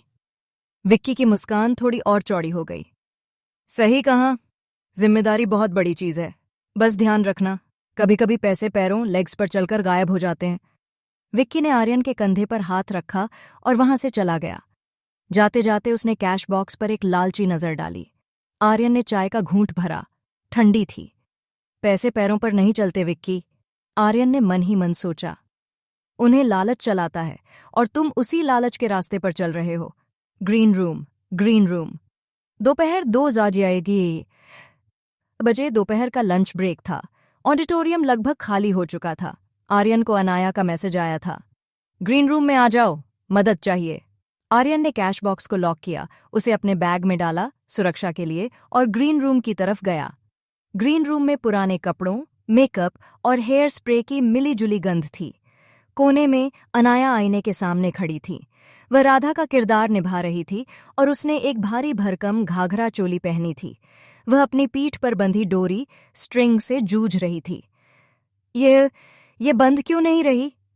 अनाया झुंझला रही थी। लाओ मैं कर देता हूं, आर्यन की आवाज आई। अनाया चौंक गई। उसने आईने में आर्यन को देखा। उसका चेहरा शर्म से लाल हो गया। तुम आ गए? अनाया ने दुपट्टा ठीक करने की कोशिश की। आर्यन उसके पीछे आया। उसने धीरे से उसके हाथों से डोरी ले ली। सांस छोड़ो, आर्यन ने कहा। अनाया ने एक गहरी सांस छोड़ी। आर्यन ने निपुणता से डोरी को कसकर एक गांठ बांध दी।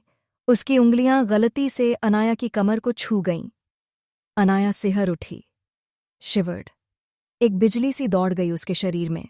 आर्यन रुका नहीं। उसने अनाया के खुले बालों को एक तरफ किया ताकि वे डोरी में न फंसें। ग्रीन रूम में सन्नाटा था, सिर्फ उनकी सांसों की आवाज थी। तुम बहुत सुंदर लग रही हो मुस्याम मंद्यार्यन, आर्यन ने उसके कान के पास धीरे से कहा। बिल्कुल राधा जैसी। अनाया ने आईने में आर्यन की आंखों में देखा। वहां वह पुराना, डरा हुआ आर्यन नहीं था। वहां एक ऐसा पुरुष था जो उसे सुरक्षित महसूस कराता था। अनाया मुड़ी। वह आर्यन के बहुत करीब थी। आर्यन, उसने कांपती आवाज में पूछा। सब कह रहे हैं कि तुम बदल गए हो, तुम खतरनाक हो गए हो, लेकिन मेरे साथ तुम हमेशा वही आर्यन क्यों हो? आर्यन ने उसके गाल पर लटक रही एक लट को कान के पीछे किया। क्योंकि पूरी दुनिया के लिए मैं बाजीगर हो सकता हूं अनु, आर्यन ने कहा, लेकिन तुम्हारे लिए मैं सिर्फ तुम्हारा दोस्त हूं और हमेशा रहूंगा। अनाया की आंखों में आंसू आ गए। वह कुछ कहने ही वाली थी कि बाहर से किसी के कदमों की आवाज आई। आर्यन तुरंत पीछे हट गया। रिया दरवाजे पर खड़ी थी। उसने यह सब नहीं देखा था, लेकिन उसने अनाया के लाल गाल और आर्यन की हड़बड़ाहट देख ली थी। ओह, रिया ने ताना मारा। रिहर्सल चल रही है या रोमांस? आर्यन, प्रिंसिपल सर तुम्हें ढूंढ रहे हैं, अभी। आर्यन ने अपना बैग उठाया। जाते जाते उसने अनाया को एक आश्वस्त करने वाली नजर दी और बाहर निकल गया। रिया ने अनाया को घूरा। ज्यादा खुश मत हो अनाया, रिया ने जहर उगला। राधा का किरदार सिर्फ स्टेज पर अच्छा लगता है, असल जिंदगी में कृष्ण किसी और के होते हैं। प्रिंसिपल का केबिन। दोपहर 2:30 बजे प्रिंसिपल रस्तोगी अपनी कुर्सी पर नर्वस बैठे थे। उनके सामने विजय मल्होत्रा, रिया के पिता, बैठे थे। सर, सब कुछ प्लान के मुताबिक है? विजय ने पूछा। जी सर, प्रिंसिपल ने पसीना पोंछा। कल सुबह हम सरप्राइज इंस्पेक्शन करेंगे। ट्रेजरर यानी आर्यन को अपना बैग और लॉकर दिखाना होगा, और मुझे यकीन है कि हमें वहां कुछ आपत्तिजनक मिलेगा। विजय हंसे। आपत्तिजनक? हमें वहां से एनुअल डे के फंड के 50,000 रुपये मिलेंगे, चोरी का इल्जाम, पुलिस केस और फिर रस्टिकेशन। उस लड़के का करियर खत्म। दरवाजे पर नॉक हुई। आर्यन अंदर आया। आपने बुलाया सर? आर्यन ने पूछा। उसने विजय मल्होत्रा को वहां बैठे देखा। दोनों की नजरें मिलीं। एक तरफ शहर का टाइकून, दूसरी तरफ एक 17 साल का लड़का। हवा में चिंगारियां उड़ीं। आह आर्यन, विजय ने मीठी आवाज में कहा। मैं बस प्रिंसिपल सर से पूछ रहा था कि ट्रेजरर का काम कैसा चल रहा है। उम्मीद है तुम ईमानदारी से काम कर रहे हो। ईमानदारी एक महंगी चीज है मिस्टर मल्होत्रा, आर्यन ने सीधे उनकी आंखों में देखकर जवाब दिया। हर कोई इसे नहीं खरीद सकता, लेकिन आप चिंता न करें, मेरा हिसाब पक्का है। देखते हैं। विजय खड़ा हो गया। कल मिलते हैं आर्यन, तैयारी पूरी रखना। आर्यन ने सिर हिलाया। उसे चेतावनी मिल चुकी थी। कल यानी जो भी होना है आज शाम को होगा। शाम 6 समय के मई 4 बजे। जाल द ट्रैप। स्कूल की छुट्टी हो चुकी थी। ज्यादातर बच्चे जा चुके थे। सिर्फ कल्चरल कमेटी के कुछ छात्र और आर्यन रुके थे। आर्यन ऑडिटोरियम के पीछे वाले कमरे में काम कर रहा था। उसने अपना बैग, जिसमें कैश बॉक्स की चाबी और कुछ निजी सामान था, कुर्सी पर छोड़ा और वॉशरूम चला गया। यह वो मौका था जिसका विक्की इंतजार कर रहा था। विक्की दबे पांव कमरे में घुसा। उसने इधर उधर देखा। कोई नहीं था। उसने अपनी जेब से नोटों की एक गड्डी निकाली। 50,000 रुपये। ये पैसा स्कूल फंड का नहीं था, ये विजय मल्होत्रा ने दिया था आर्यन को फंसाने के लिए। उसने जल्दी से आर्यन के बैग की जिप खोली। उसने नोटों की गड्डी सबसे नीचे किताबों के बीच में ठूंस दी। गुड बाय आर्यन, विक्की बुदबुदाया और जिप बंद कर दी। वह तेजी से कमरे से बाहर निकल गया। 2 मिनट बाद आर्यन वॉशरूम से वापस आया। उसने अपना बैग देखा। वह अपनी जगह से 1 इंच खिसका हुआ था। एक आम इंसान इसे नोटिस नहीं करता, लेकिन आर्यन 40 साल के अनुभव के साथ जी रहा था। और सबसे बड़ी बात, उसने जाने से पहले अपने लैपटॉप का वेबकैम ऑन छोड़ दिया था। आर्यन ने लैपटॉप खोला और रिकॉर्डिंग चेक की। स्क्रीन पर विक्की का चेहरा साफ दिख रहा था, बैग खोलते हुए, पैसे डालते हुए और हंसते हुए। बेवकूफ, आर्यन ने वीडियो सेव किया और उसे अपने सीक्रेट ईमेल पर बैकअप ले लिया। अब उसके पास 2 रास्ते थे। या सो कोई अभी शोर मचाए और विक्की को रंगे हाथों पकड़वा दे, या खेल को चलने दे और कल सबके सामने जब विजय मल्होत्रा मौजूद हो तब धमाका करे। आर्यन ने बैग खोला। उसने नोटों की गड्डी देखी। मल्होत्रा जी का पैसा। आर्यन मुस्कुराया। इसे लौटाना तो बनता है, लेकिन ब्याज के साथ। उसने पैसे नहीं निकाले, उसने उन्हें वहीं रहने दिया। लेकिन उसने एक और चाल चली। उसने अपनी जेब से एक छोटी सी वॉयस रिकॉर्डर डिवाइस निकाली जो उसने जासूसी के लिए खरीदी थी, और उसे ऑन करके बैग की साइड पॉकेट में छिपा दिया। कल सुबह आर्यन ने बैग कंधे पर टांगा। मल्होत्रा परिवार को पता चलेगा कि उन्होंने किस मधुमक्खी के छत्ते में हाथ डाला है। वह बाहर निकला। अंधेरा हो रहा था। गेट पर भैरव उसका इंतजार कर रहा था। सब ठीक है बॉस? भैरव ने पूछा। सब परफेक्ट है भैरव, आर्यन ने कार में बैठते हुए कहा। कल स्कूल में एनुअल डे से पहले ही आतिशबाजी होगी। रिया का कमरा, रात 10 बजे रिया अपनी बालकनी में खड़ी थी। उसे विक्की का मैसेज आ गया था। काम हो गया, चिड़िया जाल में फंस गई है। उसे खुश होना चाहिए था, लेकिन उसे अजीब सी बेचैनी हो रही थी। उसे ग्रीन रूम का वह दृश्य याद आ रहा था, आर्यन और अनाया। वह उसे प्यार करता है। रिया ने रेलिंग को कस कर पकड़ा। उस गरीब अनाया को, मुझको नहीं। उसकी आंखों से एक आंसू गिरा। अगर तुम मेरे नहीं हो सकते आर्यन, रिया ने अंधेरे आसमान से कहा, तो तुम किसी के नहीं होगे। कल तुम बर्बाद हो जाओगे, और शायद तब तुम मेरे पास आओगे मदद मांगने। यह एक दुखद उम्मीद थी, लेकिन डूबते हुए दिल को तिनके का सहारा भी काफी होता है। कल का सूरज या तो आर्यन को जलाकर राख कर देगा या उसे सोने की तरह और चमका देगा।